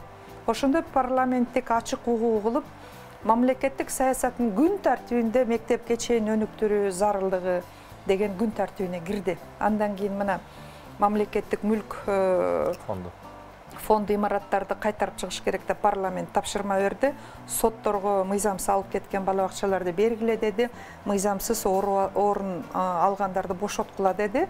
Ошол эле учурда донорлор бүткүл дүйнөлүк банк $12 миллион андайын дагы салды ошол бала бакча. Бүт баары мындай саясат пайда болду балдарды өнүктүрүү зарылдыгы боюнча. Бирок бу да аз, ошонун баарын пайдаланганда 33%ке жеттик. Бирок бизди жакшы колдоп кеткен жеке менчик бала бакчаларындагы өсүшү.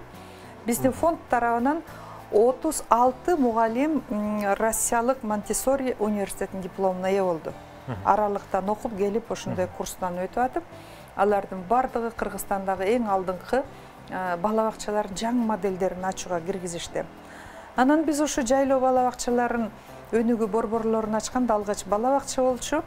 Анан ким айтат, азыр жайлоо комитетинин Кыргызстанда жайлоо кызматынын жетекчиси Абдымалик Абдыкарович айтат да, мен дейт биринчи айтканда огогулачы айылда бала бакча түзө албай атып, кайда жайлоо, айтасыңар, мындай күлкү келген ишти айтасыңар да деп көп киши анын үстүнө мен дишенген жок элем дейт да.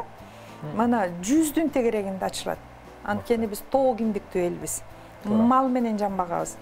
Биздин тегерегибиздин баары миллиард эл, Индия, Кытай. Биздин этибиз дайым керек. Аны мындай коюңуз, ар бир экинчи Бишкекте кафе, ресторан, эл үйүндө тамак жасабай, көчөдө эт дайым пайда мындай чоң. Ал эми ошол тоодогу малдарды эң жакыр адамдар жалданып барып, багат көп балалуу. Мына ошолорго шарт бердик. Анын ал балдар умтулсун деп Кыргызстандагы эң таасирдүү билим берүүгө ыктыяр салымдарды кошуп атабыз. Анан биздин кубанганыбыз, дүйнөдөгү алдыңкы китептерди кыргызча котордук. Мисалы үчүн 3-төн кийинкеч Масар Ибука, Япониядагы жанагы Sony корпорациясынын негиздөөчүсү дал ушундай Кыргызстандагы абалдай жаштардын ушул 60-жылдын айында мамлекеттик бүтүндөй саясатка каршылык көрсөтүү процессин иликтегенде эмне үчүн өндүрүштүк өнүгүү жоголду, киреш азайды, эмне себеби деп жогорку окуу жайды караса ошол мезгилде өзүндөй эле программада окуп атат, мектепти караса окуп атат. Анан кептин баары мектепке чейинки өнүгүүдө баягы атомдук дүйнөлүк биринчи согуштан кийин, экинчи согуштан кийин балдардын баары бала бакчалар иштебей калган экен. Мына ошолор кийин келип өлкөнү баягы сүйлөшүүнү билбейт, өз талабы менен гана калчылдатып турган. Дал ушул мына бүгүнкү күндөгү карап көрсөңүздөр 90-жылдын аягы биз улуу өлкөдөн ажырап өз алдыбызча чыгып, бир кандайдыр бир баш аягыбызды таппай турганда тарбиядан өксүп калган балдар келип азыр өзүнүн талабын түшүнүгү боюнча талап кылып турат. Анан биздин максат тескерисинче билим берүү министрлиги же болбосо мамлекет билим берүүгө монополист боло албай калды. Ачык билим берүү ресурстары чыкты, YouTube'ду кара, интернетти кара, бала тарбиялоо боюнча кандай гана. Биз ошо мамлекет колунан келбеген жерди жеткирели деп, элди ынандыралы, ишендирели деп биз ошол ишти иштеп атабыз. Мисалы үчүн 2 жылдан бери бизде туруктуу 3төн кийин кеч деген Instagram группа бар. Аны ачыш үчүн дагы Кыргызстандагы бүтүндөй электрондук маалымат алуу булактарын иликтедик. 6 миллион кыргыз элим бар болсо 9 миллион телефон, гаджеттери бар экен. Анан маалыматтарды карасак ошонун ичинен 5% гана өнүктүрүү маалыматын пайдаланат. Издешет, Пайдаланат. 95% балит, агрессия жана балиттерди көрөт экен. Көрдүңүзбү биздин кандай? Кыргыз тилинде балдарды, ата-энелерди өнүктүрүүгө багытталган маалымат жок кесе. Такыр, мисалы үчүн орус каналында толтура. Эмне деген мультфильмдер чыгып атат, эмне деген кинолор, эмне деген китептер чыгып атат. Жокка чет өлкө чексиз. Биринчи жолу 3төн кийин кештеп кыргыз тилинде жасадык. Бүгүнкү күндө 45 мындай катталып, тынымсыз балдарды өнүктүрүү боюнча ошол маалыматтарды биз саламаттык сактоо министрлиги менен дагы кол коюшканбыз, келишим түзүп, алардын эксперттери дүйнөлүк кыргыздар, дүйнөдө эң жогорку, мисалы үчүн Салтанат сыяктуу, Америкада мына эң ири профессор, ошондой эле Бактыгүл Швейцариядагы үй бүлөдөгү зомбулукту токтотуш керек. Мына ошонун баардыгын биз ата-энелерге баарлаштырып берип атабыз. Эң башкысы ата-эненин баланы өнүктүрүүгө болгон мамилесин өзгөртүү керек. Баланы өнүктүрүү бул чыгым катары эмес, бул инвестиция катары. Парадокс. Айыл жеринде азыр чоң бодо малды 500 сом төлөп багышат. Койду 100 сом төлөп багышат. Бир түктү 300 сомго алып атабыз, эт ошондой 600 сом кымбат. Бирок бүгүн карасаңыз ата-эне талашып 1 сомдук тамагын, 10 сомдук тамагын же болбосо жетпеген маселелерди төлөөдө бул толугу менен мамлекет көткөрүп, камера хранения сыяктуу баланы кармап калгысы келет. Анан бергиси келет. Бирок мындай да, сен өзүң мээрим менен чоңойтпогон бала эч качан башкага мээрим бере албайт. Ошон үчүн биздин фонддун башкы максаты биринчи коомдо ата-энелерди, жалпы коомдун мүчөлөрүнө билим берүүнүн артыкчылыктуу багыттарынын зарылдыгын түшүндүрүү болуп эсептелинет. Бала бакчадан баштап кесип тандоого чейин мына кыздар илимге баргыла, технологияга баргыла. Жакында бир 30-жылы мына 8 жылдан 57 кесип жок болот. Бүткүл дүйнөлүк экономикалык форумдун белгилөөсү боюнча өткөн заманга кетет. Сиз даярсызбы бүгүн иштегенге деп мына ошол маселелерди көтөрүп келет. Кечтин кезекчиси Эркин Нурбаев. Билим берүү тууралуу сүйлөшүп атабыз. Урматтуу көрүүчүлөр, эртең 15 сентябрь мектеп босогосу бардыгын өз кучагына чакырат. Баягы эле күндөр, баягы пандемия учурундагы ата-эне бала ортосундагы чоң чыңалуунун арты менен эми буюрса балдар эркиндикке чыкты дейли. Эң негизгиси ден соолугу артына кам көрүңүздөр. Ал эми бул билим берүү дегенде биз көп нерсе имаратты элестетет экенбиз дагы, бирок имараттын ичинде кандай процесстер болуп атат, ошол жакта кандай кыймылдар болуп атканын тилекке каршы көп ойлонбойбуз. Бул ошол ойду ортого салып, Роза Отунбаева Демилгес эл аралык коомдук фондунун аткаруучу мүдүрү доктор Кендирбаева эжекебиз келип отурат. Биз буга чейин сиз менен жанакы эмне үчүн мектепке чейинки жана эмне үчүн 3 жашка чейин деген суроону абдан мындай чоң тема, бирок ошонун өзөктүүсүн айтып бердиңиз да. Анан мен сизге ушундан ата-эне жана анын мээрими тууралуу жана тарбия тууралуу ушул 3 нерсени байлагым келип турат. Биз кайсы бир ата-эненин баласына мээрими жок деп эч убакта айта албайбыз. Ар бир ата-эненин өзүнүн баласына өзү түшүнгөнчөлүк өз деңгээлиндеги мындай мээрими бар. Бул ата-эне, бул табият. Аны менен катар ошол мектеп системасына баласын, кызын артып коюп, ошонун мойнуна, анан жоопкерчиликти башка ошол системага түртүп коюу дагы адатыбыз бар. Мен муну мындай илдет деп да атайт элем. Анан ошонун негизинде тарбия деген сөзгө, тарбия деген түшүнүккө менде бир чоң суроолор жаралат да ичимден. Көчөнүн да сурайм, ар бир келген ушул тармакта меймандардан сурайм. Тарбия бул багындыруу дегенди түшүндүрбөйбү? Себеп дегенде мен ушундай жашоо тажрыйбаны жашап өткөм, эми ушунусун дагы сен жашап өт деген таризде тарбияланып кылып атабызбы деген ойдомун. Же балким ушу тарбия деген сөздүн ички маңызын, ички толумдуулугун аң сезимде өзгөртүшүбүз керек да. Эгер тарбия деп эмнени элестеткиңиз келсе, бул тарбия үлгү. Үлгү. Репродуктивдүү үлгү болот, кайталанма. Туура, эгер ата-эне кайталанма эле баягы стереотип менен мен деле ушундай чоңойгом, сен деле ушундай чоңой десе, бул кайталанма репродуктивдүү тарбияга кирип кетет.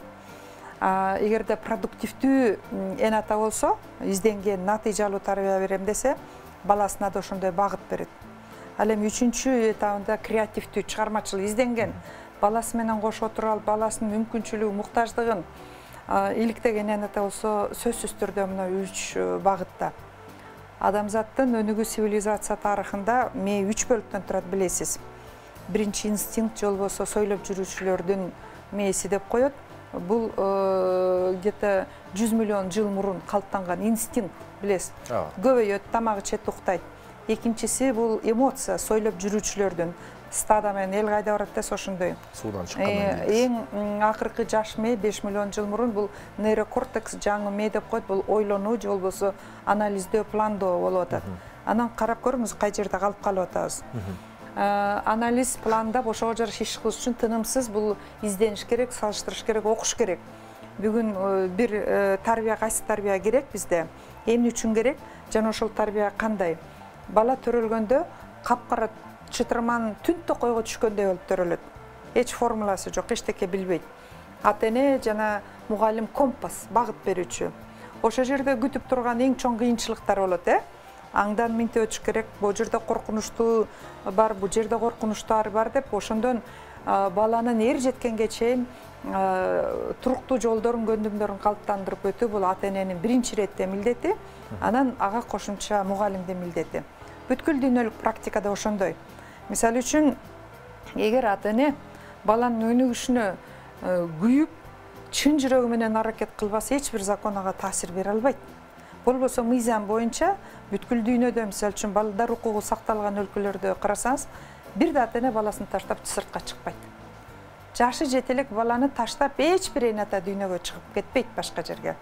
Себеби кандай шартта, кандай, мисалы үчүн көрүп атасызбы, запкы көргөн балдар ким дегенде мына кордолуп аткан, зомбулук көрүп аткан балдарды жылда айтса, энеси тиякта, атасы биякта болчу, анан тигиндей болчу деп атат. Ошондуктан биз бүгүнкү күндө балага даярдануу процессин, жоопкерчиликти ата-энеге тарбиялоо көндүмдөрү жок бизде. Мектептен бала төрөлгөндөн баштап ата-эне болгучу аны эч ким үйрөтпөйт. Кайталанган репродуктивдүү жол, мен басып өткөн жол, сен да басып өтөсүң. Мен келин болдум, сен да келин болосуң. Ой, мен ата болгом, эчтеке болбойт, момундай эле ата болосуң деп. Бирок мезгил башка, чакырык башка. Демек, ата-эне өзүнүн деңгээлинен жогору баланы тарбиялай албайт. Көпчүлүк учурда эн аталар аябай көп кайрылат. Менин балам гимназияга өткөрүп бергилечи, тияка, бияка деп. Коррупцияны дагы, мисалы үчүн, өзүбүз жаратабыз. Ошол мектепке класс комплектисине жетпесе де сөз ушул мектепте тыгып берип, өткөрүп, ошол бала чоң ийгиликке ээ болуш керек деп өзүбүздүн функцияны кошо беребиз да. Балким мен айткан жанакы мектеп билим берүү системасы дегенде имаратты элестетет да биздикилер. Сөзсүз, ал имарат эмес. Бүгүн деген билим берүүнүн түп тамыры менен өзгөртүш керек. Мен неберем менен мына 2 ай аларды карап, мен өзүм көп жыл агартуу системасында иштесем дагы түп тамыры менен өзгөртүү керек экендигин көзүм жетти. Эмне үчүн? 5 мына 4,5 жаштагы небере тамганы тааныйт, сүйлөгөндү билет, англисчени билет, фигураларды аныктайт, өңдөрдү билет, кошконду билет, окуганды билет. Биринчи класска барганда кайра алфбеге отурабы? Ошол да. Турабы? Сындырып не кылабыз? Толугу менен мына ошо демек биз элиталык мектептер деп атабыз, элиталык программа же элиталык китеп чыккан жок да. Чыккан жок. Кыргызстандын аймагында бирдей базистик окуу планы, бирдей стандарттар өткөрүлгөн.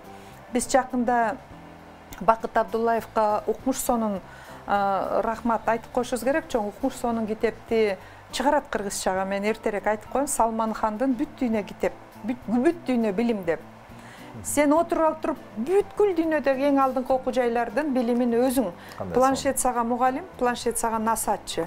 Мугалим болсо эң чоң акча төлөп окуткан мектебиңде дагы сен идеалдуу билим берет аласың деп айта албайт. Балким сен ооруп түшкүрүп калдың, Балким сен кандайдыр бир 2 күн калып, программадан калып калдың, бирок аны сага мугалим кайталап келбейт да, жеке. Мына ушул жерде Хан Академинин сабагын мына Гүлзерелер которуп атат кыргызчага. 51-нчи болуп Кыргызстанда кыргыз тилине которулду. Бүттү, бул безбумажная школа. Сен өтүп кеткениңди кайта кайталап окуй аласың. Бул учурда мисалы үчүн биз билим берүүдө түп тамырынан берки илгерки догмаларды, илгерки шылтоолорду өзгөртүп, бир закондорду либералдаштыруу керек. Жеңилдетип, мүмкүнчүлүктөрдү мындай бериш керек. Жол болсо Махатма Гандинин сөзү бар. Фурчкаңды кечке жаап отуруп, аба булганат, бузулуп кетет дейт. Фурчкаңды ачып кой, жел аргы таза абада кирип туруш керек деп. Заманга жараша биз ушундай мына 4 арстандын 4 Азиянын 4 арстаны деп коет. Сингапур, Корея, Малайзиянан Япония эмненин негизинде учуп эле чыкты билим. Билим менен гана. Жерде Японияда табигый ресурс жок эчтеке. Билим. Толук кошулам сизге. Доктор Лежики, мен сизден дагы бир аныктай турчу жана ачыктай турчу чоң тема, бул боюнча сиз да бир канча ар дайым ой жүгүрүп келесиз деп ойлойм. Бул critical thinking деп атпайбызбы? Эми бул биз 70 жыл эксперимент астында жашадык, ошонун көбөсү болдук, ошо менен кошо келдик, жана ошонун урандысынын жана калдыгынын арты менен мындай импульс менен дагы эле жашап бараткандайбыз, бул анык нерсе да. Анан critical thinking деген түшүнүктү биз кыргызча которуп атабыз да. Сынчыл ой жүгүртүү деп коет. Сынчыл ой жүгүртүү, орусча критическое мышление деп атабыз да. А бирок бизден ошол жанакы ошол эле соц эксперименттен кийинки критика деген сөздү түшүнгөнүбүз, бул сөзсүз сындоо, башка бирөөнүн кемчилигин арттыруу же жоготуу деп түшүнөбүз да. Кантип которсок туура болот, канткенде биз бул которулган эчак эле.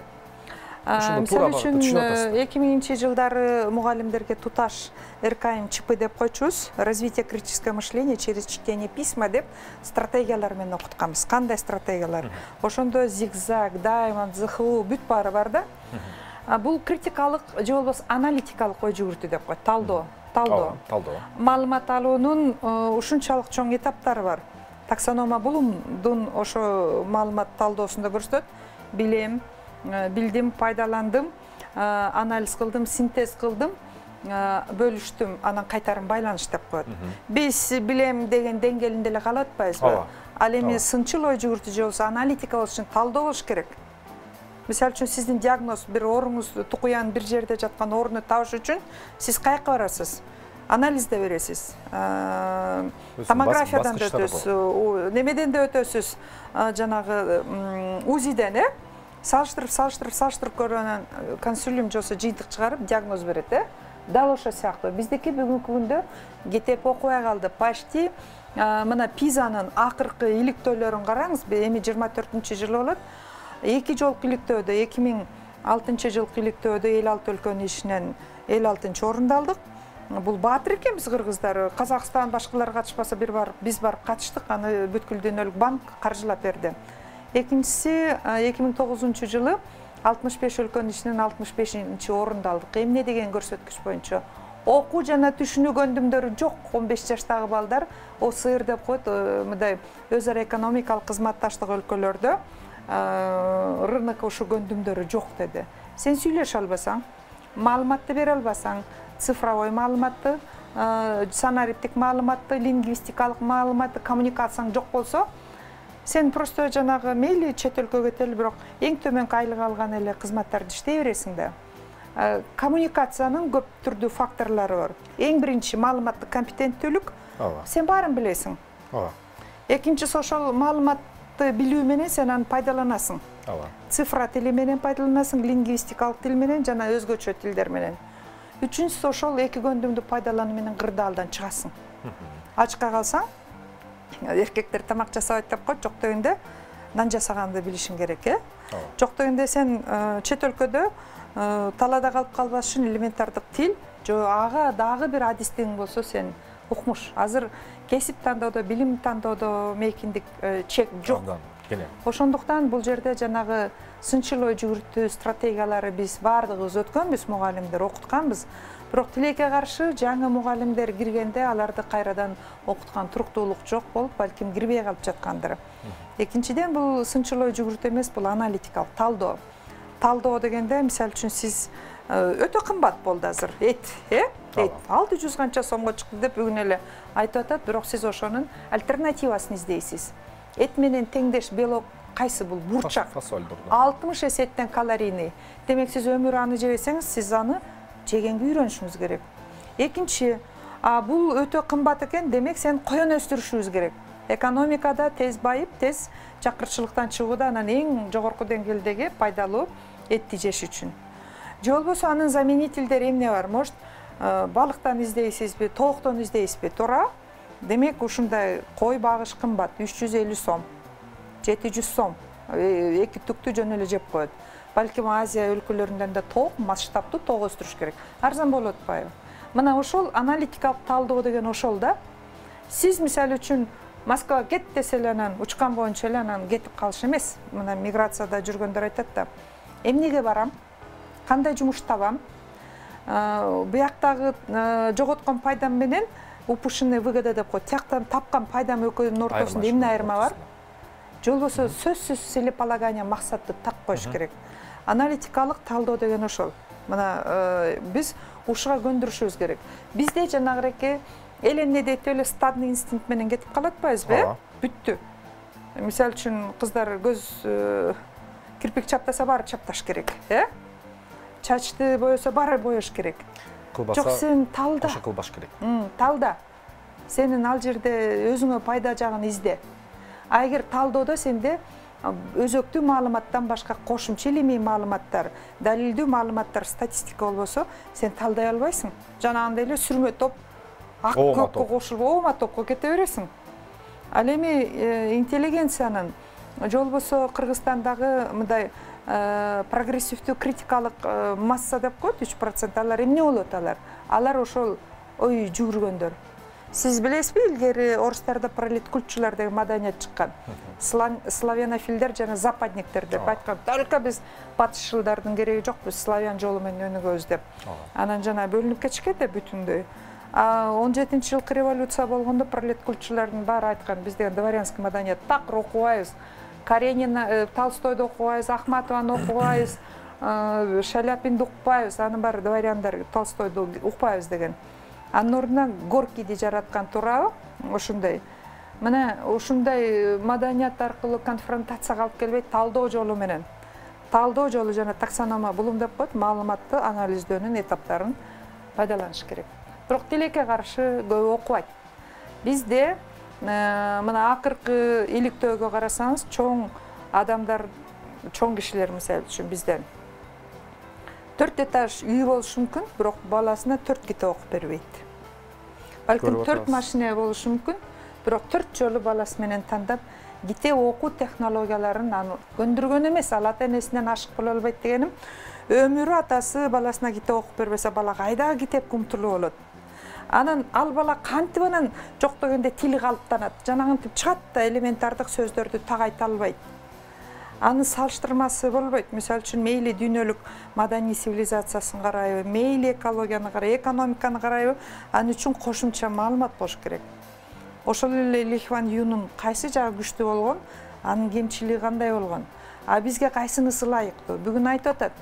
Сингапур модели шумдук, биз ошону киргизишибиз керек. Фин модели билим берүүнү киргизишибиз керек деп айтып атам, кабыл алышыбыз керек.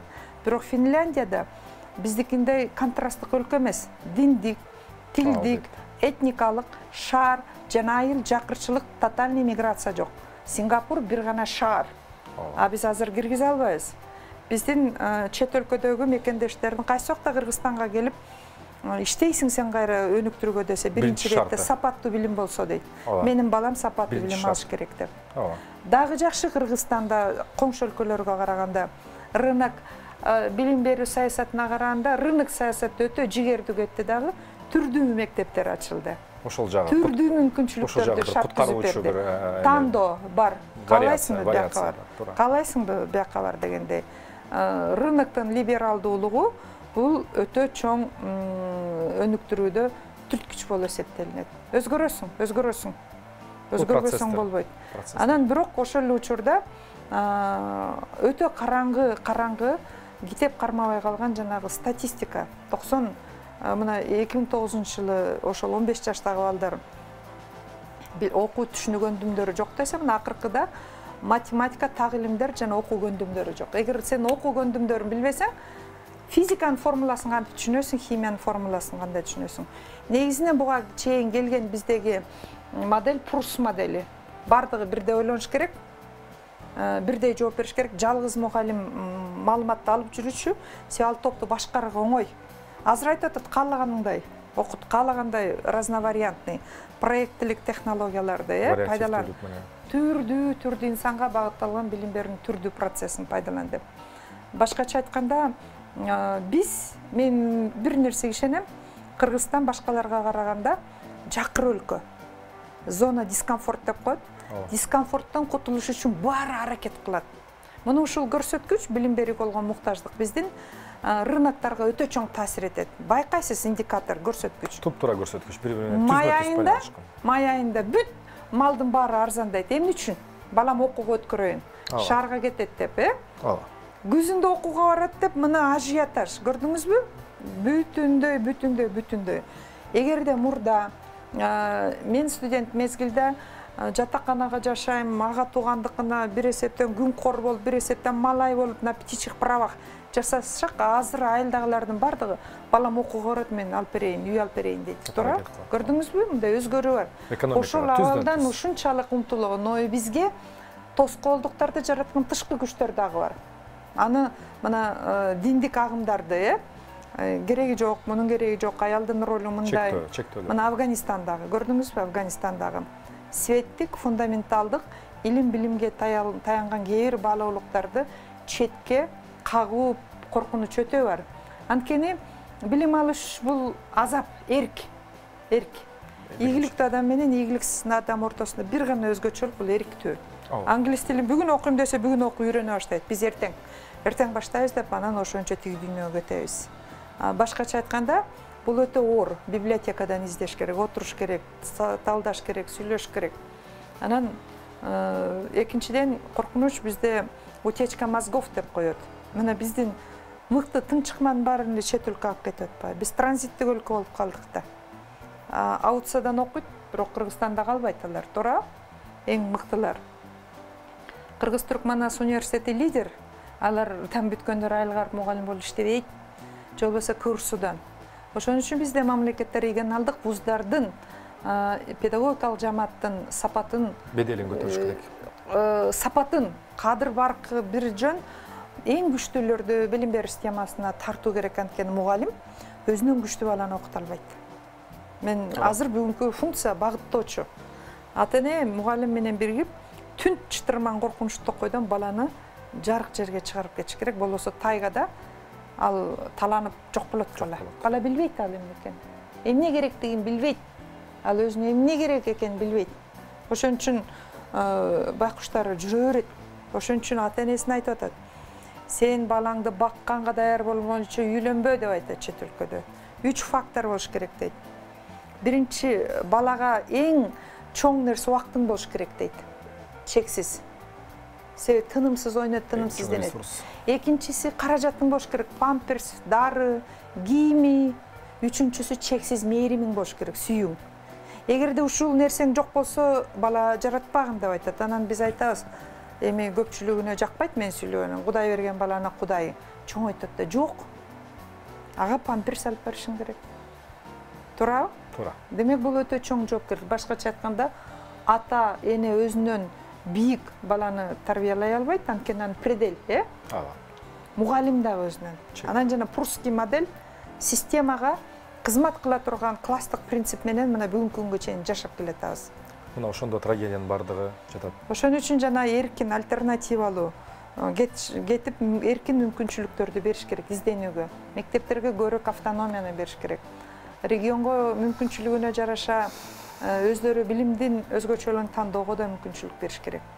Базовый стандарт берилет, бирок ага жетүүнүн жолу ар кандай. Сен айтпадыңбы? Кээ бирөө бар вертолет менен чокуга түшүп калат, кээ бирөө аябай даярданып жөө чыгат, кээ бирөө ошого жетишүүчү бир ойлонот. Бул мындай аны үчүн чечпей, илгерки мугалим трансформатор катары функциясы бүткөн, багыттоочу. Ага даяр нерсени бербейт. Балдарга жаңы жана 3 ключевой өзөктүү компетенттүүлүктү маалыматтык, социалдык, коммуникативдик кырдаалдан чыгуу компетенттүүлүгүн калыптандырууда ал багыт берет. Бала издениш керек. Чоң рахмат, доктор Гүлжеке. Бул билим берүү деп бир айтылган менен ичинде адам баласынын өлкөнүн тагдыры, адам баласынын баштан баштап ушул күнгө чейинки топ келген тажрыйбасы жана натыйжалуулугу жана дүйнөлүк конкуренциялык ошо багытта биз кандай ордубузду бар экенибизди, миграциянын эртеңки эхосу, жаңырыгы бизге кандай тиет, биз ага кандай рефлексия кылабыз коом катары, бул абдан чоң, татаал, бирок сөзсүз түрдө иштеп жана ойлонуп турчу маселелер. Ошон үчүн сизге ыйлабашыбыз керек. Мына баары айтып атат. Ой, Кудай, өлкөнүн 6% ички дүң продукциясын билим берүүгө берип койдук. Бүттү токтоткула каржылабагыла деп атат. Ошол учурда деме бор алып бергенге акчасы жок. Баланын саны биз төрөлүп турган өлкөбүздө жаш. Башка өлкөдө аз. Анан ошону мисалы үчүн бизде 22 000 сом бир балага жылына болсо, мисалы үчүн Америкада $10,000, Финляндияда $10,000 айырма бар да, туура? Чоң, айырма чоң. Сиздин берген ушунчалык баасыз, баалуулугу жогору болгон билимиңиз үчүн, багытыңыз үчүн ыраазычылык билдиребиз. Ишиңиздерге ийгилик каалайбыз. Эртеңки урматтуу ателер, мектеп босоголор ачылат, бирок ошол жака, ошол мекемеге жөнөп жатканда биз ал жактан эмне болуп кирип жана кантип кайтып жатканын өзгөчө дыккаттыкка, аң сезимибизге салсак, жоопкерчиликти мектеп мекемесине аңтарганды бир аз тартынсак, албетте түшүнүп турабыз. Жашоо чабалакташ керек, оокат кылыш керек, бирок анткени менен балдар биздин келечек, бул алтын формула. Мындан эч ким качып кута албайт. Сиздер менен иш күнүн кечи долбоору болду. Мен Эркин Нурбаев, сак саламатта туруңуздар. Жакында көрүшөбүз.